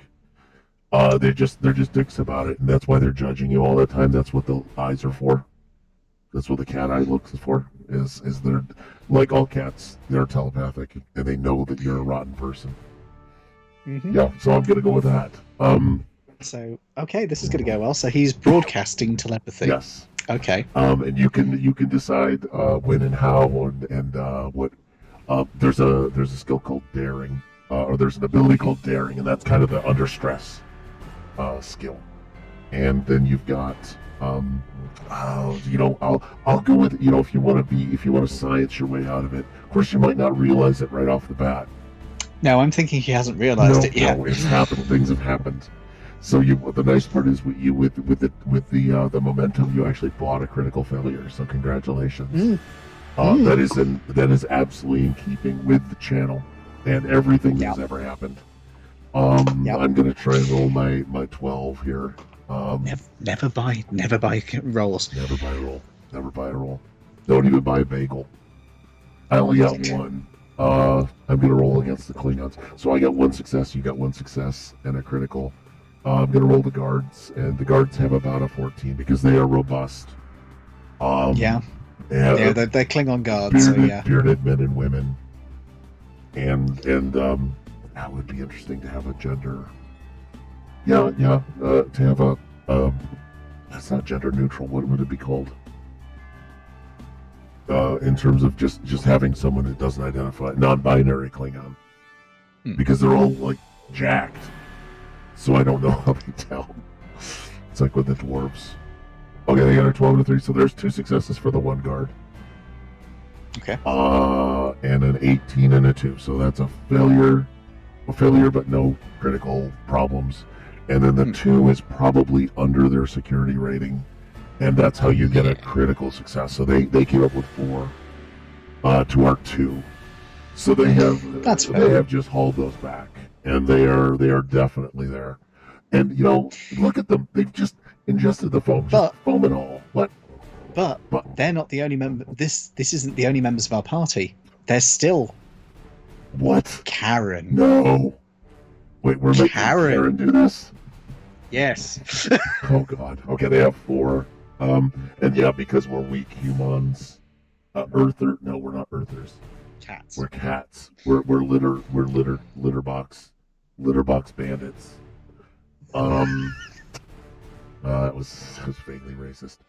So we're litter box their own species. They have no respect for any of us. It's a trill and 2 fur balls. So they are going to let us drink 3 to 2. They'll give us the odds. So how good do you think she is? Do you think there's a surprise on the horizon? She's a Karen. She's a Karen, which means she can put it away. Yeah. All right, so I'm going to go with the likelihood that she is really good at drinking, and I'm going to go near sure thing. How good is she at drinking? Should we say that it's a near sure thing, but there will be a consequence? Yes, we'll just make a consequence up for her then. So she has a near sure thing. So that means I'll give her about a 14. To see if she can pull it out for us. She has a 14 and a crit range of 3. Because I'm actually going to do this mechanically now. Because why faff about when I've got my stuff? Drum roll. Hey, 17 and an 8. So she only got 1 success, which was terrible. She does have a consequence because we agreed to inflict that on the NPC. She does have a consequence, yeah. Let me see. I'm gonna create what's called an event just for her, to see if we got some adjectives. I'm just picturing that she is currently on a massive sugar high. Oh, do they add a lot of? Do the Klingons like the Raktajino with a lot of? No, but they saw us coming, and so they put tons of sugar into it. Oh, okay. No, she's got to break. Because they're like, but yeah, these are weak little. Break a burden. Oh boy. Yeah. She has a burden, right? I mean, her burden is her task. To get there, or she might finally realize to requite my love. She could requite it. Do you think she finally realizes? Wasn't it? What? Wasn't it that you were oblivious to I it? was oblivious, but she's the one because it's one-sided. It's definitely her. Yeah. It's her issue, and she could unburden herself. At some point during the conference, that is going to come up. Okay, so we'll make sure that I've got make a note because if we don't, we'll forget. Break a burden. So these guys are just useless. Should we take a break here? Because we've been going now for 2 hours. Oh, yes. Almost. We can take a break. I didn't have an end time, so what did you want to do? What time do you want to go on to? Because I can do I could do another hour. Okay, let's do another hour. Let's be back in about 5 minutes. Okay, folks. I'm gonna put in. We'll be gone for about 5. Yeah, I'm gonna put. I don't know. Just gonna put the intro back up. So we'll see you guys in a few minutes.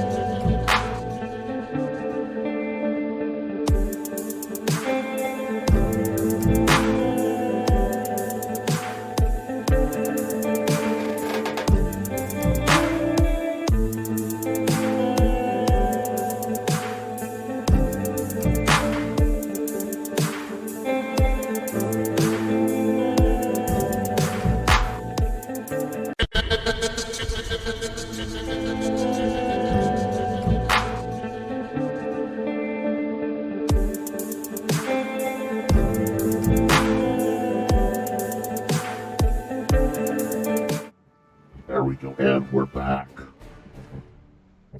Welcome back, everybody. Everybody. And we discovered I actually do have, like, ginger snaps. So, actual ginger snaps. You can hear them all crunchy.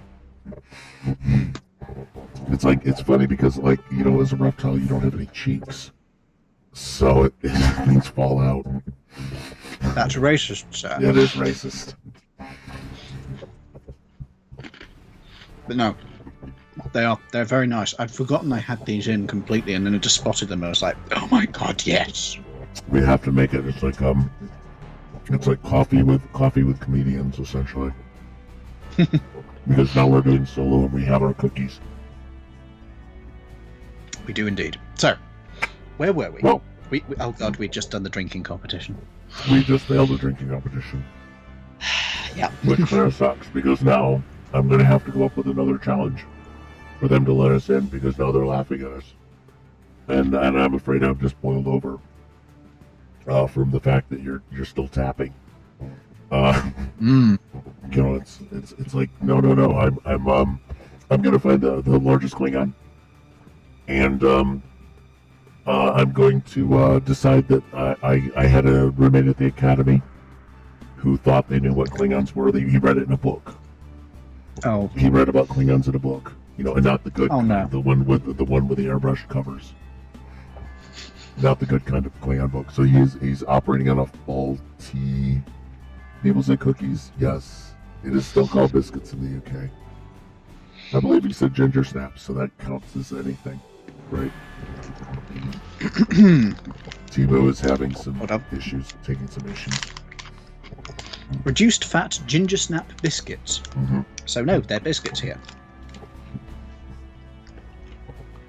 As I'm having... Also, I didn't realise they were reduced fat until now, and I'm slightly disappointed with myself that I got the low-fat version.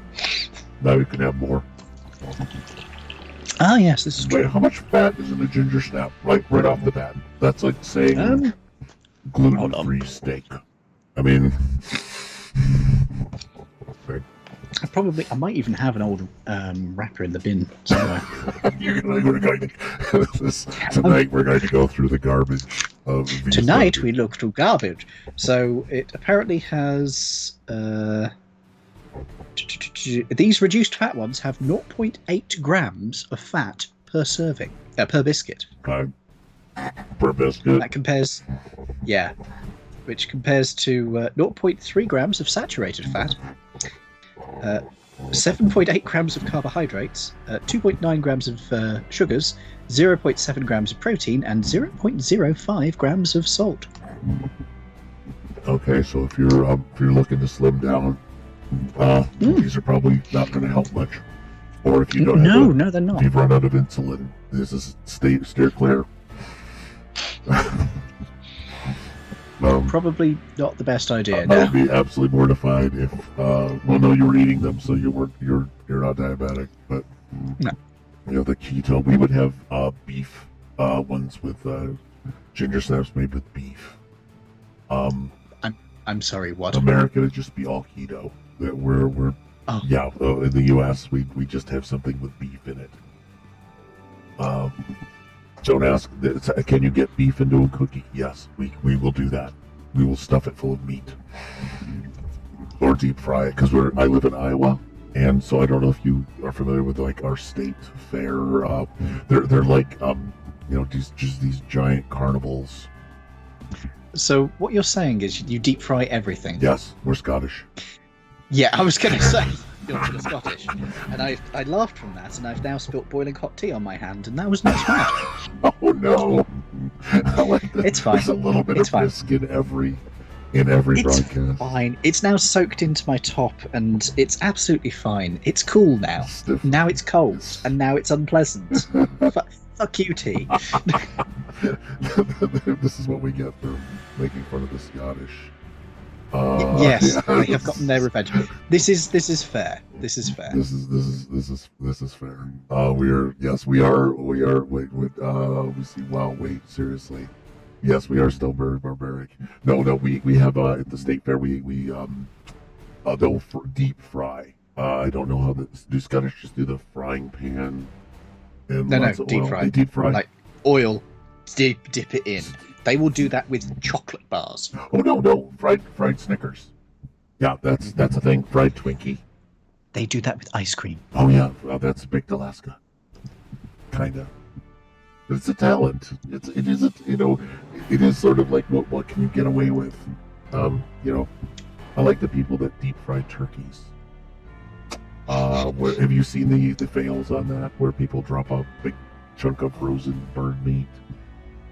In this scalding hot. No. Oh no, we have to have fire safety people demo it to show people not to do it. So these poor guys are full on gear. And they will drop a turkey into a giant fryer outside because all of the oil catches on fire over like a 1-2 meter radius. And people try to do this in their house.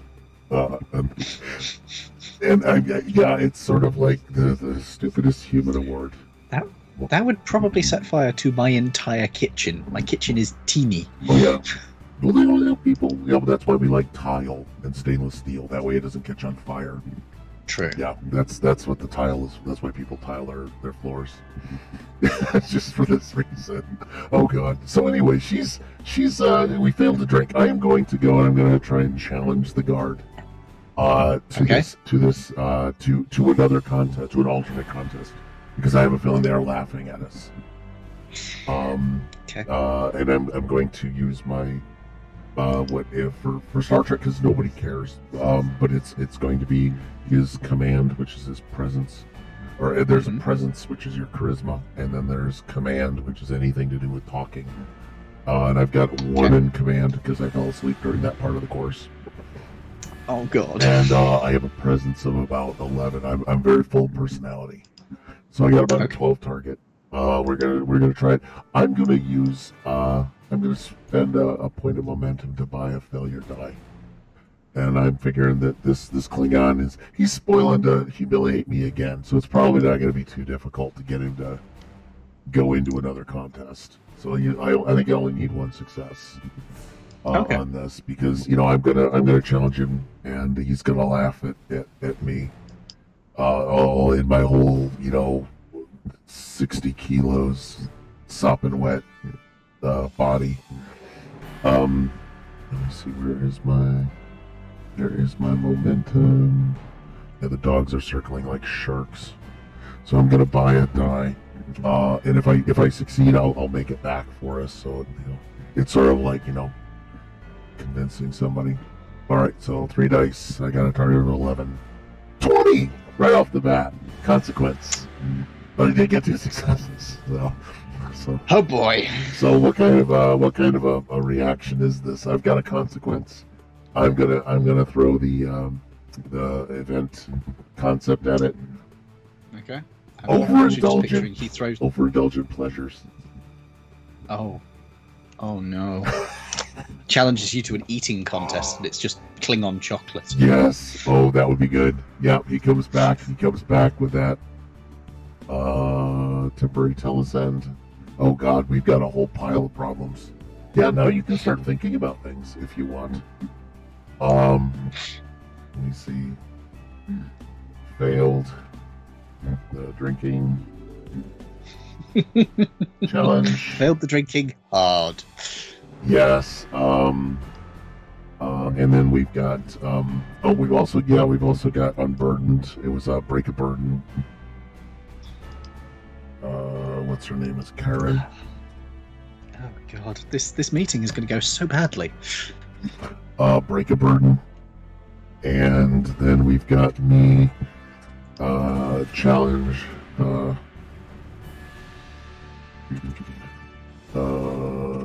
Klingon. Fail. And it was overindulge pleasures. So we've decided overindulging a pleasure would be basically a drink, another Klingon eating contest, chocolate contest. Yep, Klingon chocolate eating contest. Okay.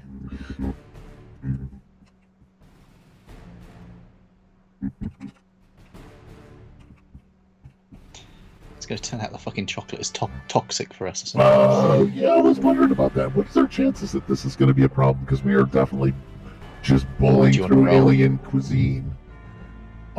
There's also psychological trauma at some point we got to deal with. you are also dealing with. You are probably hearing in the back of your mind now. Oh God, no, not again. I'm looking around. I'm actually kind of looking around because it's like there's something in my head. This is very disturbing. Is this gonna be adverse on our biology? So I'm gonna go with very likely. This is pretty likely, about 60% chance it's not good for us. But I'm not gonna know that, obviously. I'm gonna ask the question: is this any good for us? No event occurred. The answer is yes, of course. The chocolate's probably going to give me the tummy rumbles. Would be my guess. My tummy tum's not gonna be happy. I will be needing those ginger snaps. Yeah, I need one too to deal with tummy tums being used. This is what's gonna happen to my tum. Yeah. So, all right. Yeah, we're in a chocolate contest, and it is. At least we don't have any dogs. Which actually Star Trek doesn't have a canid species just right off the bat, No. Which is very interesting, very telling. They got birds, they got cats. It's like a bunch of librarians made up their made up their Federation thing. All right, so I'm gonna try. The thing is, getting dogs to join the Federation always proved too difficult. They're lone wolves. Ouch. Yes. Oh, that's not good. It's like no, because otherwise we'd be sued by Traveler, the Vigar or something. They'd sue us. We're already using the Kazinti on borrowed time. I can't wait to see another culture like just go another franchise go after Star Trek for something. Yeah, so we'll try the chocolate eating contest. I think I'm just gonna do it because it was a solo combat. But to be fair, we got the Consented because the original writer put them in. The guy who created them put them in. Oh, he did? Because we got Did we get triples that way too? He wrote. Oh, he wrote. Oh, no, triples. He wrote that universe, and he wrote the episode of TAS that they came in. So Niven wrote. Yeah. Didn't ever write that the slaver weapon. Hold on. I Hold knew on. it was something because it was like, oh, it's a one-off, and then Star Trek said, nope.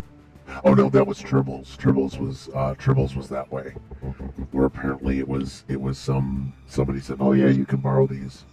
First aired on NBC on December 8th, 1973, and was written by Larry Niven. Yep, I guess he gets to own them. Hmm. And I like Star Trek going, well, you're not doing anything with them. It's just grabbed up. They're showing up. That's my big up for the animated the lower decks, as they just have a Kazinti in the background. Yep. Just around, and he's one of the jerks. He's one of the beta shift, I think. Yeah, I'm not sure if we could openly call them jerks, because, well, they are jerks. They're being jerks to people who are also pretty jerky back to them, so it's kind of an all-round jerk fest. Yeah, oh wow. All right, we all get a point of threat for that. Putting a point of threat up on the board. I don't know why. Also, yeah, I also put in reputation on this, so I have no idea whether we use reputation or not for anything. Hold on. I'm just going to put this image in. Oh, no, what image are we? I think that's the expression of the Kinzinti when we made that joke. Oh, God, that's right. Oh, well, he's not here yet. He doesn't have to know. Not yet. He might show up behind. He might rock up behind us, though. Yeah, that's definitely the Kazinti. Chuff Captain. Chuff Captain douchebag. Oh, I forgot they were called Chuff Captain. That was it. Oh man, I didn't understand any of that when I was younger. It was like, okay, I'll go with it. Kazinti not impressed. Yep. And also, they mismatched the color. That was not supposed to be a uniform color. Yeah, the guy who was directing it, I think, was colorblind. Yes, it was just like that level of a show that the slides, the transparencies that had dropped on the floor, so they were all scuffed. If I remember right, whenever the transparency slid, the Enterprise went across somewhere, you could see all the scratches on the film it was on. Oh God, that doesn't surprise me because they were made so cheap. They made Scooby-Doo look like it was just Disney classic, And Scooby-Doo wasn't bad. Josie and the Pussycats or something. Yeah, you're dying for Action Car or something at that point, or who's some of the other Gary Anderson stuff? Oh, yeah, Action Car. Do you mean mean what was the car one? Supercar? Supercar. Yes. It made Supercar look like it was just highfalutin. But or Captain Scarlet, which was just now I'm having flashbacks to one of my favourite, apart from Thunderbirds, one of my favourite Jerry Anderson shows. Yes. Space Precinct.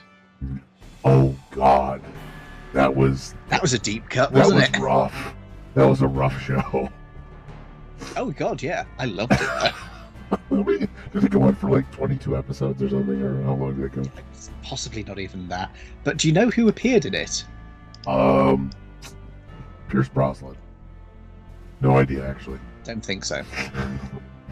Let me see if I can get the clip, because it is... Yeah. We're putting it up here for you folks. We're going to get demonetized so hard. No, trust me. This one, you need to see. It is well worth seeing it. Well, I'm clearing the decks. I'm clearing the decks on my hold on. My thing. Give me one moment. I need the. Here we go. Give me one more time. Just watch the video. I think this is the right one.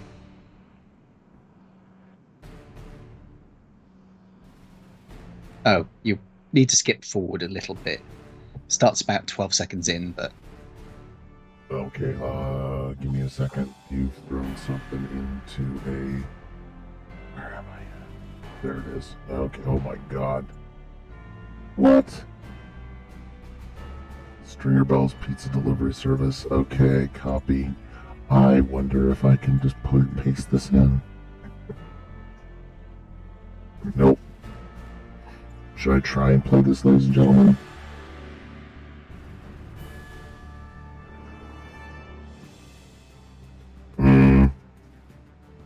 Oh my god. Yeah, let me see if I can actually put this. No, it's not gonna let me do it. Damn it. Superior Bell's Pizza Delivery Service. It is. You recognize who it is? Oh, well, you gotta wait for it to play. Oh, wait. Name generator with your... I have no idea. I hate to say it. Okay. I'll wait until it's finished and then I'll tell you who it is. Oh my god. Well, this is Red Dwarf.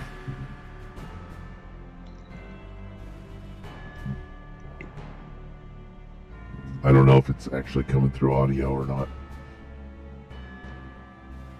The video is off center, but... Oh, yeah. No, yeah. I can see everybody. Is that how, but yes. Is that how Greta got the guy? Sorry. What? Who was it? Did you recognize who that was? I'm bad with faces. No. Idris Elba. No.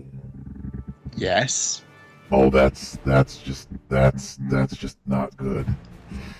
I think the Klingons look like Idris Elba.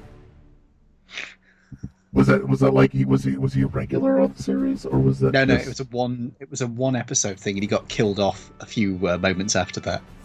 Because they need to kill the pizza guy, or was he an undercover agent, or was a pizza guy? He was a smuggler. He was a smuggler, and he delivered drug smuggler, if I remember rightly. Oh, so he delivered a pizza box with a... Well, of course, because, that's not racist or anything. They just made the black guy deliver drugs. Yeah, I mean, yeah. It was the 90s. It was the 90s. There was a lot going on. This was not the worst thing that happened in the 90s. This is true. This was Miami Vice level of... It was edgy, because all Gary Anderson stuff was violent as all could get out. I mean, there was... I mean, it was British, so... Yeah, it was a murder every... if you haven't killed somebody in 3 pages, what are you writing? Yes. I feel like we're being judged by the Kazinti here. We should move on. Does your telepathy bring the Kazinti out? And is it a telepathic Kazinti? As a possibility. That could be the nonverbal part 2, but I'm gonna go with the chocolate eating contest, the chocolate will probably have spikes in it or something. There's no soft centers to a Klingon chocolate. So the soft center is you. Yes, you are the soft center. And I rolled another consequence. I failed. I rolled another consequence. At this point, I think I'm just going to say I managed to choke on it. What? You literally start choking on the chocolate. I'm choking on the chocolate. The spikes came out. You see, I didn't swallow it fast enough, and the spikes came out of it like the latchcock in fucking Galaxy Quest, or not Galaxy Quest. What's the name of the show? Darn it. Oh shoot. The one that's recently, the recent show, Orville. Orville, right? Where they have warrior races are funny trope, and where they pass around hot potato and it's spikes that drill through your hand. Oh God, I'd forgotten that scene. Oh, it was before they actually got really properly serious, and you went, oh, they're moving hard on that. I want more of this. This is some good moral ambiguity. And you got Dolly Parton. Spoilers, folks. Dolly Parton shows up, and she is awesome. Yeah, she has a lot of fun doing it. And it wasn't stunt casting. It wasn't just, hey, here's Dolly Parton. Dolly Parton had to give that advice. So anyway, I'm looking at you, Picard. Picard, get your shit together. Really, we're sad. You made me sad, Picard. I want you to get your shit together. Give me a final episode, final season. Send me out on a high, man. So I choke on the stuff. If you want to try and take a medical roll.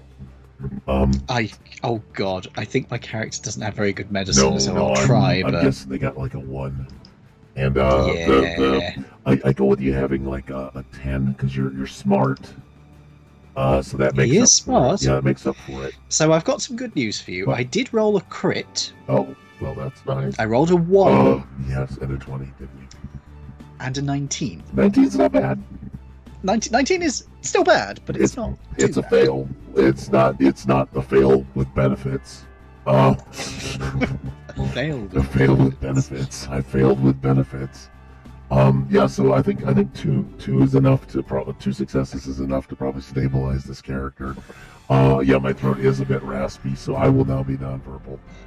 Can I please flavour it that my character just turns around, punches you in the gut, so you cough it back up? Yes. I mean, the part of it is the hairball training. Yeah. We should not have had a problem with this, with all the hairballs. And we still had a problem. What? That was the thing. You had the hairball ready. You hadn't had a chance to clean it out. You were in polite company for 6 days. I mean, but if we're both, well, yeah, because you didn't want to make the Trill uncomfortable. yeah, no. And there isn't really a privacy screen or anything, so. No. Well, I mean, yeah, between cats, basically we. Oh yeah, we totally understand. Yeah, we spent the whole time at the opposite ends of the shuttle, glaring at each other. Oh yes, of course. And being upset at the lack of boxes. Or worse, there was one box and just both of us were staring at each other across it. Yeah, I think we get tails. So there's a lot of damage to the things lying on the few shelves. So we just knocked them off. I think next time we make a note. Sitting across, just staring at each other and pushing things on tables. Yes, I think we need to do that next time. I think I found the new cat shuttle. Would be that way if we're going to be culturally sensitive. There'll be like something with an argument pit for the Tellarites. And the cetacean ops as well. Oh yeah, we need cetacean ops. Kimu and Matt are my favorites. Yeah, they're just because they're horny for Rutherford. Because they keep trying to get him into the pool to take his shirt off. Pretty much all the time. Doesn't seem to be. Yeah. He said, "I'm gonna go swimming with my friends for cetacean ops, and come on in here, splash around." Yeah, they're really good. So yeah, I choked. I'm hoping that invoked a laugh so we can move forward with this. I think that. Do you think the Trolls just had enough of this foolishness? And I'm gonna call them other bullshit. She's a Karen. Yes. Yeah, she's a Karen. Almost guaranteed. Yeah, because I think actually I would almost say that she realizes that the guards are just making this shit up. Yes. And so we quit playing around. It's going to turn out Klingon chocolate doesn't exist. Oh God, what did I just eat? It's self-sealing stumbles. Stuck in a chocolate dipped chocolate dipped self-sealing stumbles. I was thinking they just jammed them into a brownie or something. They didn't know. They were just saving it. They knew there was a Federation group coming by, and they said, "Oh, watch them be culturally sensitive. Watch them try and be culturally sensitive and aware, and we'll just take the piss out of them so hard." And now she's demanding to see the manager. She is. I think she's demanding to see the head diplomat. Would be my thought. So yeah, she just. Oh God, no! Please tell me the head diplomat is also a Karen. It's the Klingon Karen. Oh no! Well, I thought she was going to be the Kazinti. Well, yeah, it's going to be Kazinti. We're here for a trade meeting, but you've got Klingon guards outside. So what if the head diplomat, not the person we're meeting with, is a Klingon Karen? So they just have a Karen off with their own unique Karen skill. That looks pretty close. I need some. Yeah, that's a Klingon Karen right there. Is that the? I think that's the mom. What's it, sisters? Well, there's the breast sisters. Yes. We've got the mom. Who is what's her name's? Luxana's Milana's mom. mother. Not Luxana, Milana. Milana. Sorry. Yeah, Luxana doesn't have anything. Let me see. Yeah, there's the company clipboard. There is the guy who just loves pizza. Because we just decided that was. Yeah, no one can tell me Star Trek can't be silly. When we have the guy with the accordion, the Klingon with an accordion, was one where the writers just went, "Oh, just put it in, make him say no." Make him. I think originally they put him in just as a background thing, and they just liked him so much they kept him. Oh yeah, I'm almost thinking that there is a what's it called? Yes, there it is. She's the chief diplomat. It's like yeah, it would be Karen. Karen. Yeah. Karen. Yes. Oh no. You hear "oh no" in your head. Karen. Yeah. Oh yeah, of the house of I don't know what house she'd be in. Mahjur. What was it, Mount? Mahjur. As in manager. Mahjur. Oh boy, you're less literal than I would be.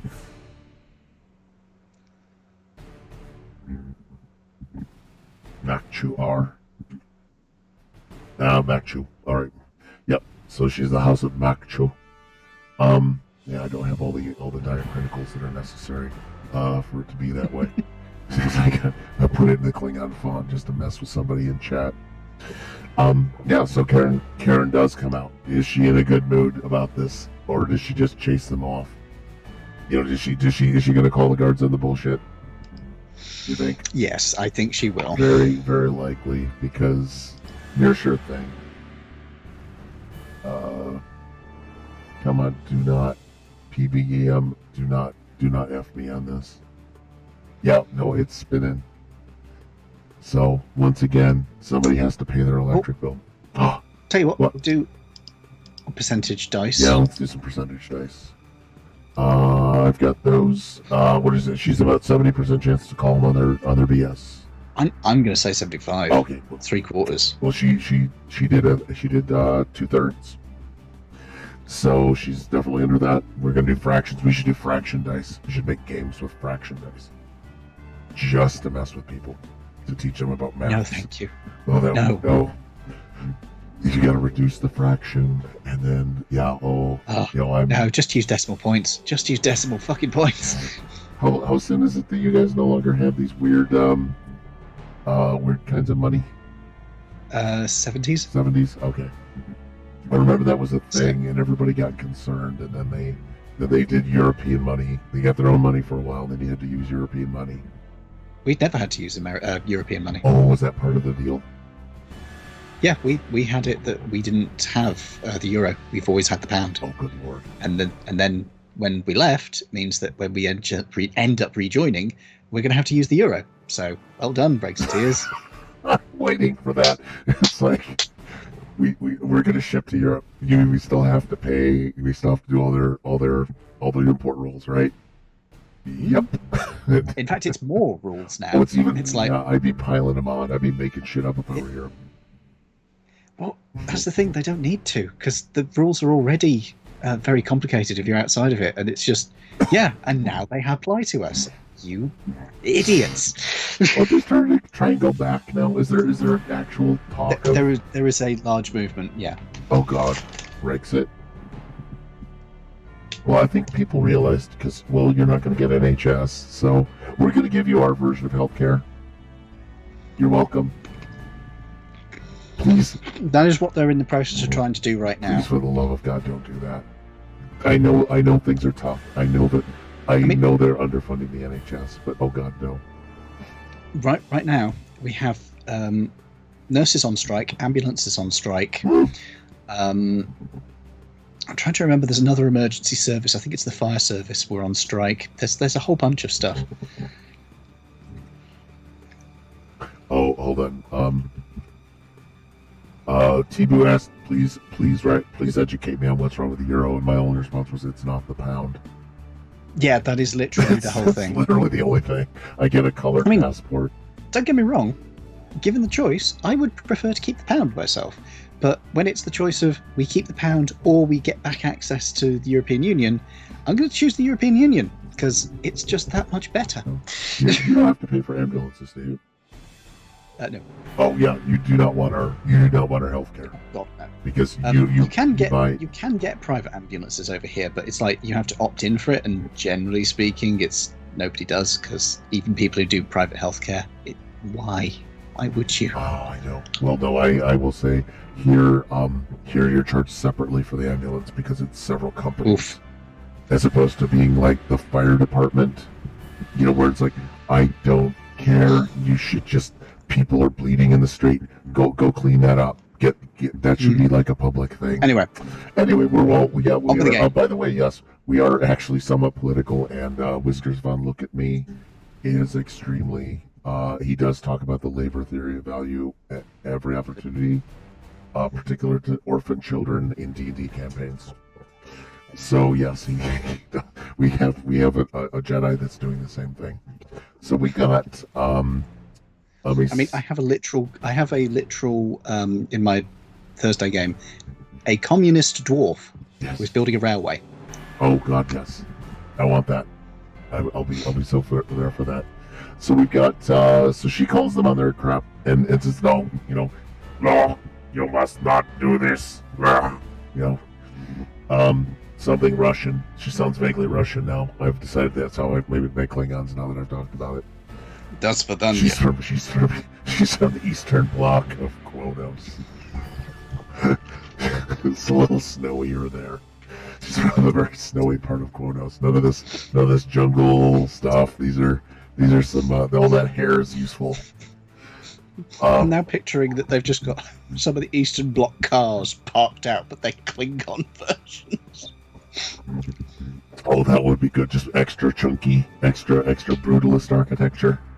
Yeah. Like it's like a Skoda, a Tatra, a Yugo, a Lada, a Dacia, and there's a Zill limousine as well, but it's Klingon. Oh, someone's striking back that no one said that in character he was a communist. True. What are we doing? However, he said it out of character so many times it's pretty much confirmed. Are we taking context clues? Is that what we're doing? I mean, literally, they did have a Halloween special where they played characters from an older campaign I did, who were from the real world Hex Files, where it was, Hex Files. Yeah. What does that say to you? To me, it would sound like spellcasting, but maybe or hags. It's X Files. Yes. Oh God. But British, and thus underfunded. So it was they were investigating all sorts of weird magical shit and all sorts of aliens and all sorts of the sort of stuff you get in X Files. Yeah. And the ones in this one-off thing had been transported to another world, which is the D&D campaign world. I'd made these characters for each of the players, and they all got to pick them without knowing what their secret feature was. And one of them was that he was a card-carrying member of the Communist Party who had multiple copies of the Communist Manifesto that he would hand out. And the player character managed to keep it. The player managed to keep it absolutely silent all the way through the game, and was silently passing out copies of the Communist Manifesto in the world. Oh, I love it in common. That would be annotated. Oh, I love it. And have like a root of not a curse, but a mod on it that's very specifically letting you. It'd be in all languages. So that no matter who picked it up, you could just read it. It would just happen. But that would be good. So yeah, we finally made it into the diplomatic room. Okay. And we still have By default. Old psychological trauma. I don't know which one of us is going to get that. We might meet the Kazinti that way. There's something about that might stir up a psychological trauma. I mean, to be fair, we don't like the Kinzinti canonically species. No. The feeling is extremely mutual, I believe. It goes deep. So we gain entrance.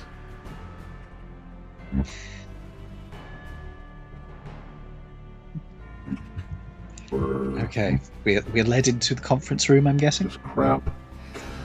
Yes. So we're in the conference room. Let me see. Conference room.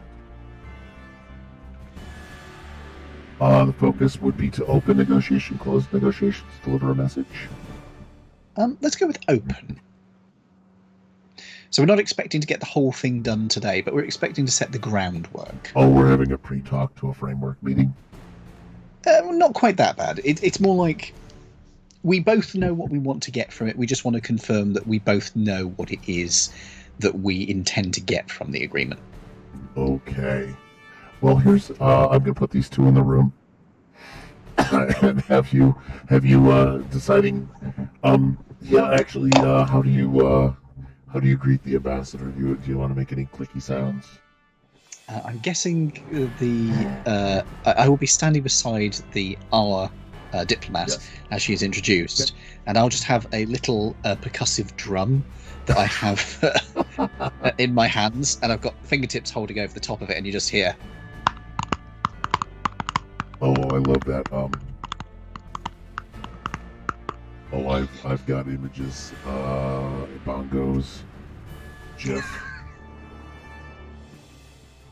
Yeah, that's you. Oh, is that even Chris Pine? Yep, there you Yeah, go. I think Chris Pine is absolutely going to be the person we expect him to be. So yeah, that's going to be our bongos. So yeah, you're going to, and that is in the finest Star Trek tradition, the bongos in the theme somewhere. So yeah, did she actually tell? Oh yeah, he needs to respond to you. So you've got about let's go with a 12 in this. Okay. So you'll need one success to kind of say, what are you trying to convey? Like, hello.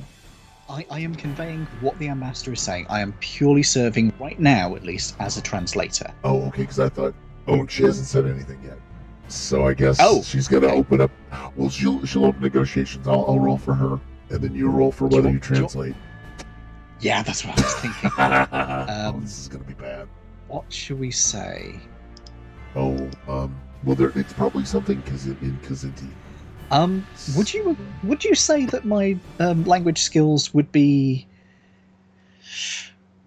under science? Yes. Well, yeah. There's it's under science. Would you say my science?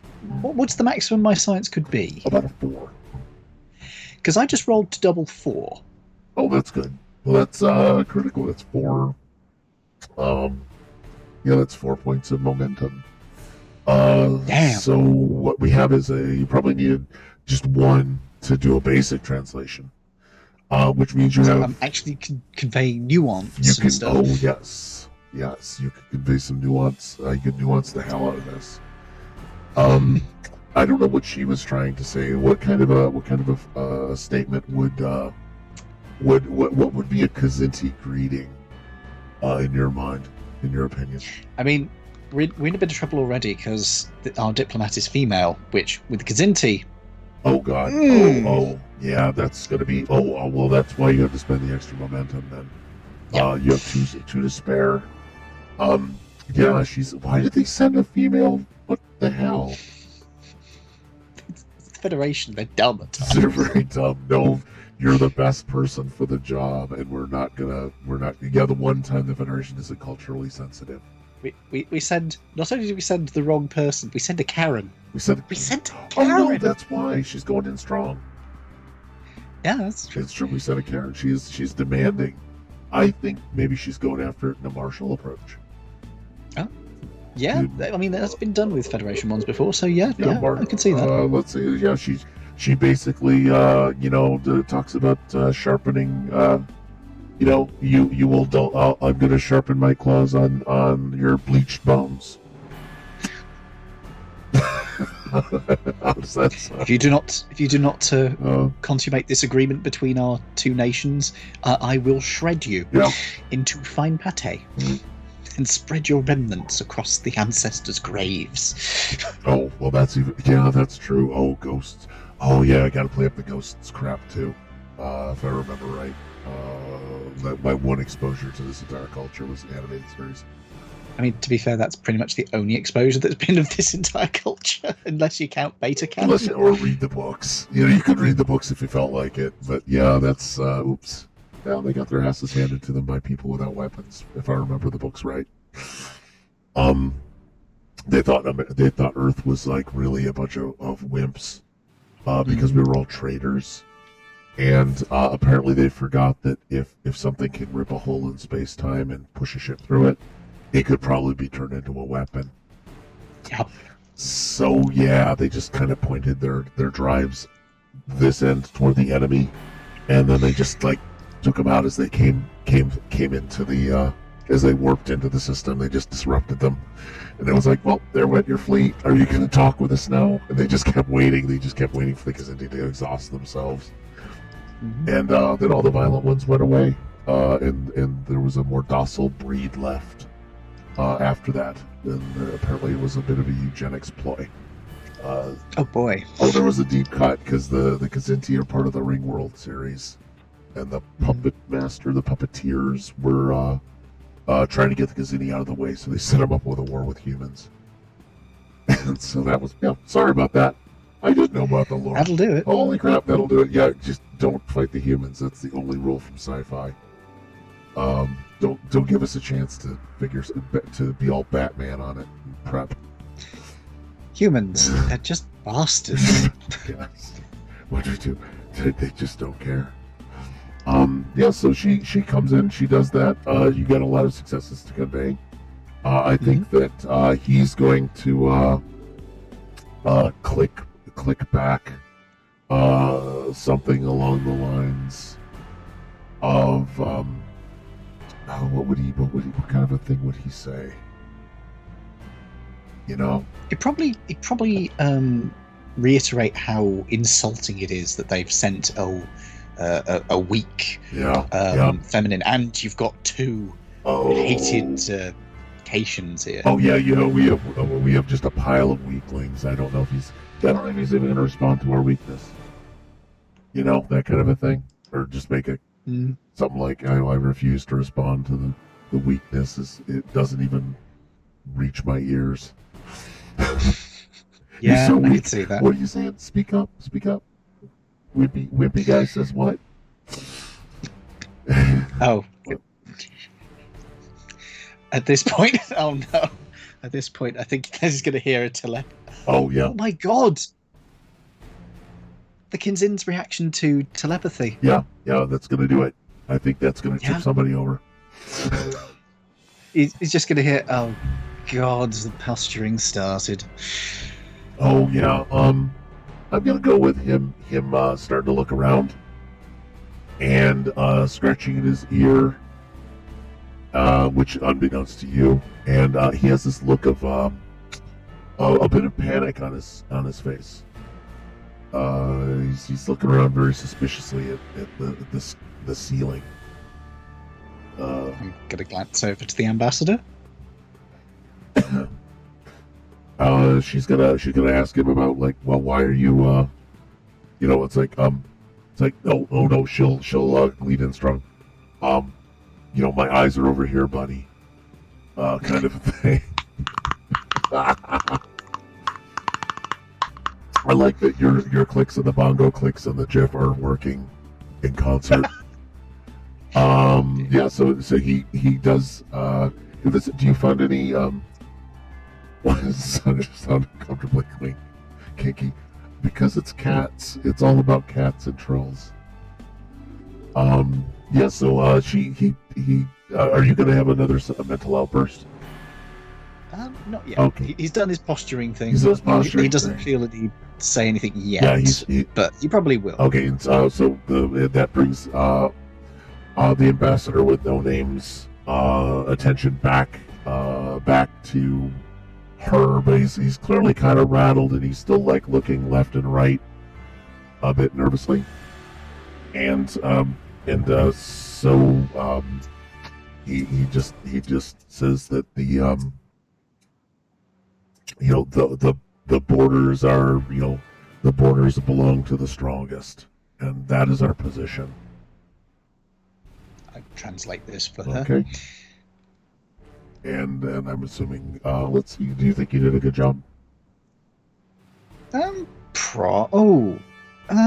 Yeah, he's been preparing for this. He would actually be competent at doing this, I imagine. Yes, knows. So he's, she conveys it. She gives a little screw. screwed up look, because this is like going much further than just opening a framework, I think, right? Let me see. Does she have? Oh God, yeah, I love this. We're moving toward a thread, which is actually cool. If one of the things is that the focus is it's helping us resolve one of our goals in the scene is what move toward a thread means, and passion liberty, which I think we could decide how that goes, because now someone's already decided it's getting very kinky in the chat. Oh man. Passion liberty. That's my stripper name. Yeah, someone had to say it. Someone has to say that. I was young. I was in college. But yeah, passion liberty probably means like defending freedom, kind of a thing. Okay. It's like it's like she comes back with the these are borders that you can't even hope to defend. You should just go back to your den and tend to your ancestors. Okay, my character is going to translate that, but he's going to have another thing, which is going to be, wait, but is this the right way to negotiate with these people? Oh, and you're saying that out loud? He's not saying it out loud. He's saying it telepathically, right? without realizing it. And well, basically, I think that the ambassador looks around. I think he hears what you said. There's about a 30% chance he hears what you said. Okay. I'm gonna go with that because he's a bit distracted, mm-hmm. To say the least. And he's gonna go with 30% chance he heard it at all correctly. 94. I'd say that was critically failing to hear this. Yep. So he's critically failed to hear it, but he has heard someone tell him, "Are you sure this is how you should be negotiating?" His ancestors now kibitzing during the negotiation. As far as he is concerned, I think. Does that jive with what you're thinking? Yeah. He believes his ancestors are fucking with him. Yep, that. And he's not doing good either. I mean, he's the worst part is he's failing in front of his ancestors. Oh boy. Yeah. So I think he needs to change tactics. I'm gonna have him change tactics, and I'm gonna see if the event has anything that makes any sense. Oh, return wishes. All right. Yeah, he wants to leave this room in the worst possible way. He is now not sure what's going on. Yeah, I think he might be trying to disengage at this point. You catch all this because you've also got the master of Kazindi psychology. Having to learn the language. I think they will call it claw talk. Yeah. Or some shit like that. And that's probably why they sent you, because you can affect things with your tail and ears. Enunciate it properly. You can enunciate it properly. It's not just the clicks; it's the way you move your head. He's got the accents properly. He's got the ear movements. The phrase. Oh, we always use the phrase that you put the English on it. Would be the phrase. But yeah, he talks in an accent, and so I think he really wants to leave at this point. He's pretty nervous, and you don't know why. Because you don't know you're broadcasting thoughts to the room. I don't know if anyone else. I think it might just be a single person, because I think it's funnier that the person you're concentrating on gets the voice. That would make a lot of sense. Yeah. It would make it more fun. So yeah, he is sitting down, and now he's concerned about what his sanity at this point. Well, the ancestors are sure they talked to him apparently, and now he's fixing to like just say what is it that you what is it you wished said again? He's a little distracted. Did you want to repeat it or ask her? It's more what the diplomat is saying. So probably she's now going to open up the actual negotiation, because it was supposed to be a trade agreement, which we're either facilitating or making with them. Oh. He's hearing the whole. Oh, he had the wrong brief. he was waiting for war. He totally got the wrong briefing packet. No. I mean, to be fair, with how the Kazinti are, I could see them having that negotiation. For Oh, they would be. Yeah, I think. Yeah, because it's about territory. It's not. Trade is a territory thing, not a. Yeah. And I'm pretty sure nothing is. There's nothing that can't be framed in a good old fist fight. So yeah, he's but he just he did not hear her, so he's going to ask her to repeat herself. And if you want to turn to her and just say he's asked for a repeat, I assume I'm okay to do so. Yep. Yeah. Are you just going to give it back? Oh, yep. She said no. She's not. She's going to say you heard me the first time. Oh, that's messed him up. It's like. And now he's desperately searching around because he's basically been caught out, not paying attention to anything. Yeah, so he's trying to think of what would be a way out of this tactic. His big thing is to go mean. He actually is gonna I think he's gonna try and haul my ass into it. I think he's gonna try and kick up some shit with Lieutenant Noob. And something along the lines of, do you feel you need so much help, bringing this wannabe warrior in here, and trying to get me Lieutenant Noob dismissed?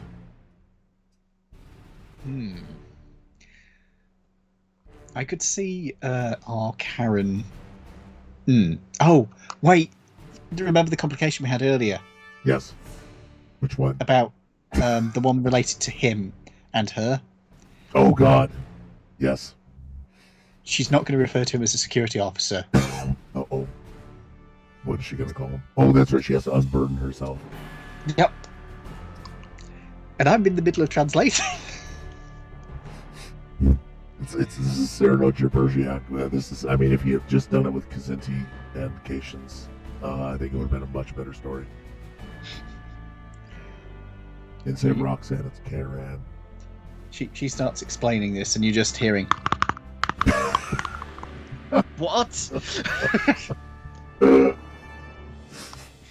I'm trying to do a record scratch, but I can't really do it on this surface. Oh, let me see. I don't think I have a sound box for that, but I don't think it's quite ready. No, I won't do that because it's. Let me see if I can find it. It's not loud.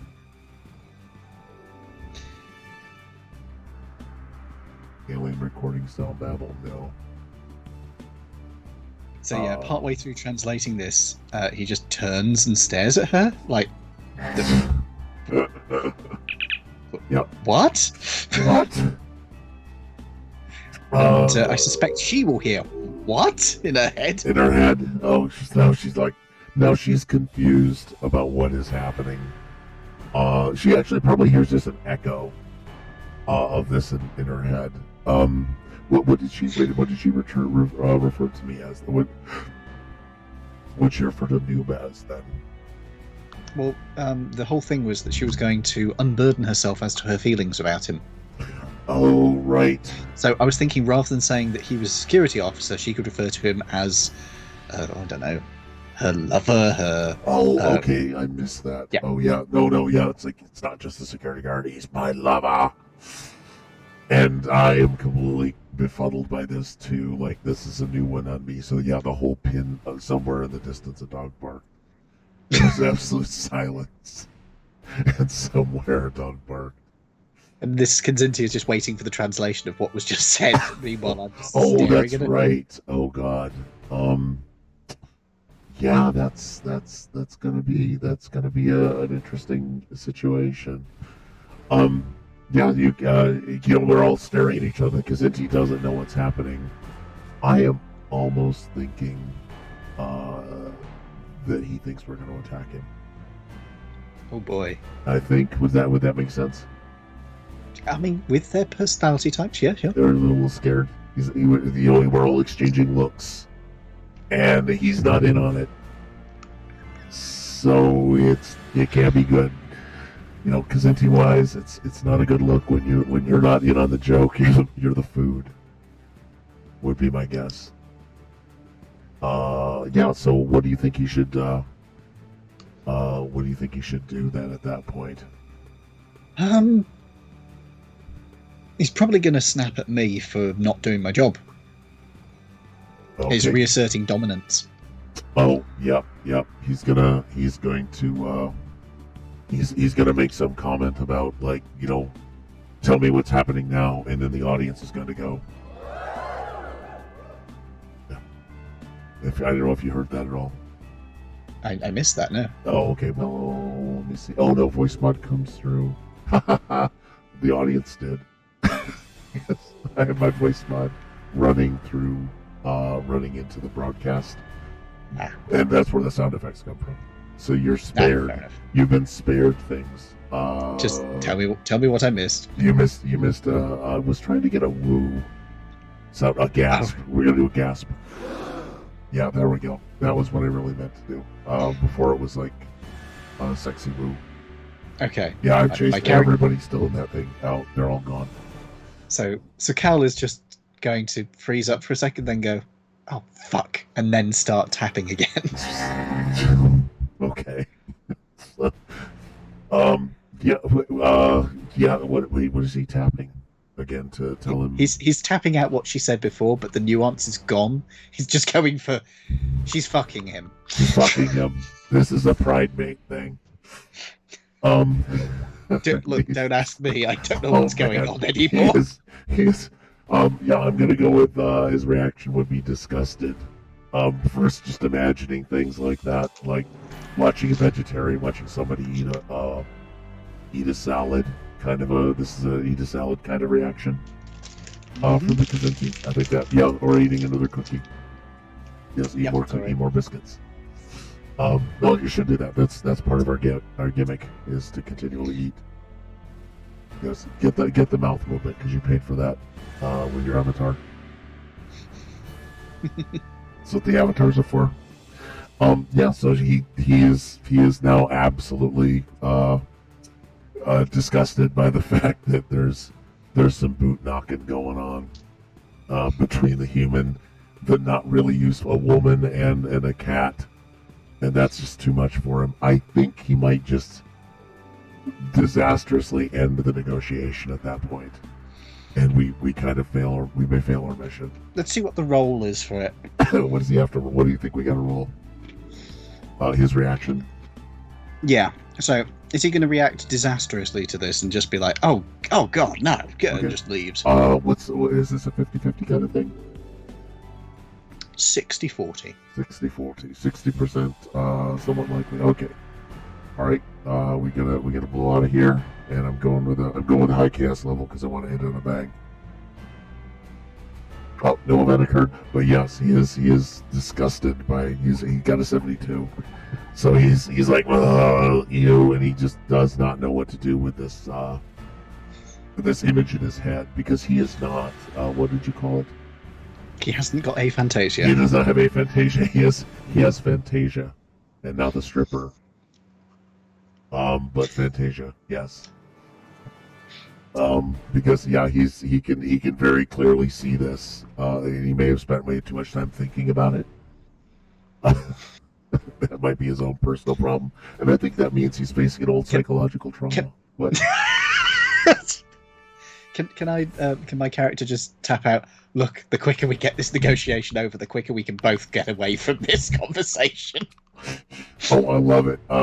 Yeah. Why don't you see? Let's see how well did you tap that with some emphatic? Yeah. I'm thinking this is very much a sort of tap. So yeah, he's you're gonna need a success because I think he's more than willing to leave right now. And 11 and a 6. 11 and a 6. Those are 2 successes. Because I think you had about a 14 in the ability to manage, translate, and communicate. Yes. So I think it was fairly high, yeah. Fairly high. I'm going with that. Yeah, so he is absolutely ready to leave. And if you want to, you could get him to agree to all the terms. Just slide a pad to him. I'm just going to turn to Karen and say, he's willing to agree to terms. She just looks and it was like, what? And Just go with it. well, actually, she kind of is still. I think she's still a little overcome with her feelings coming out so abruptly. So she basically will numbly hand you the data pad while staring deeply into Simon Noob's eyes, and just sort of vaguely hand you the data pad. I turn to the Kinzinti. I just sort of shrug and hand it over. There you go. I think he just puts a shaky little paw print on it because we're gonna assume there's a thumbprint thing, which I don't think is ever used. Can I then type that? Can I then tap out?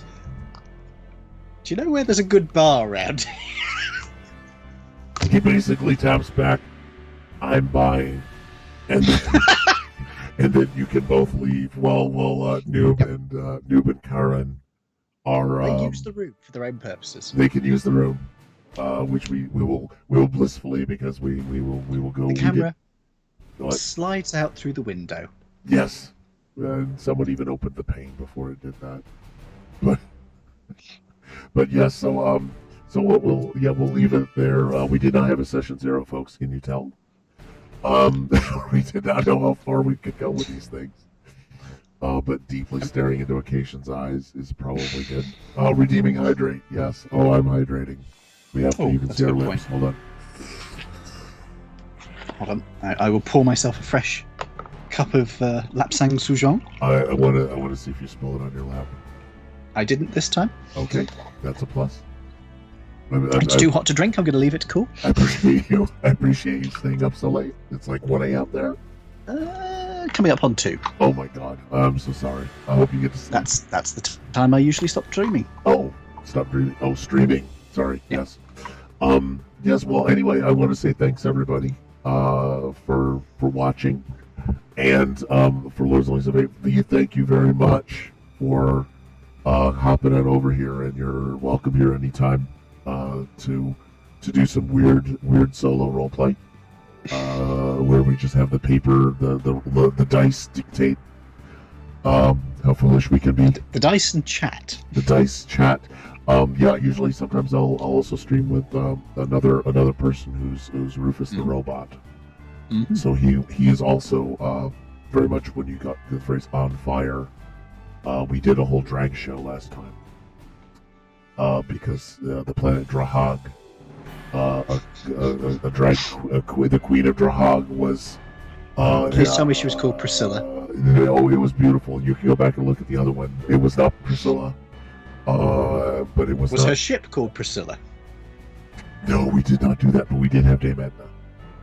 Of course. Dame Edna, I think, was the bartender with a heart of gold. It was helping me understand that confidence. I had to do the dance of submission because I had to do an apology tour, and so we had to audition backup dancers, and yeah, so it was actually pretty decent. It was last week. Yeah, you can. I will look that up at some point. It actually worked pretty well. But yeah, it was very much the and we just sorted through all the pictures of drag queens that we could find and found some good ones. But yeah, thank you, ladies and gentlemen. So, where can they find you? Because only your people are here. I'm over at Viventar at twitch.tv,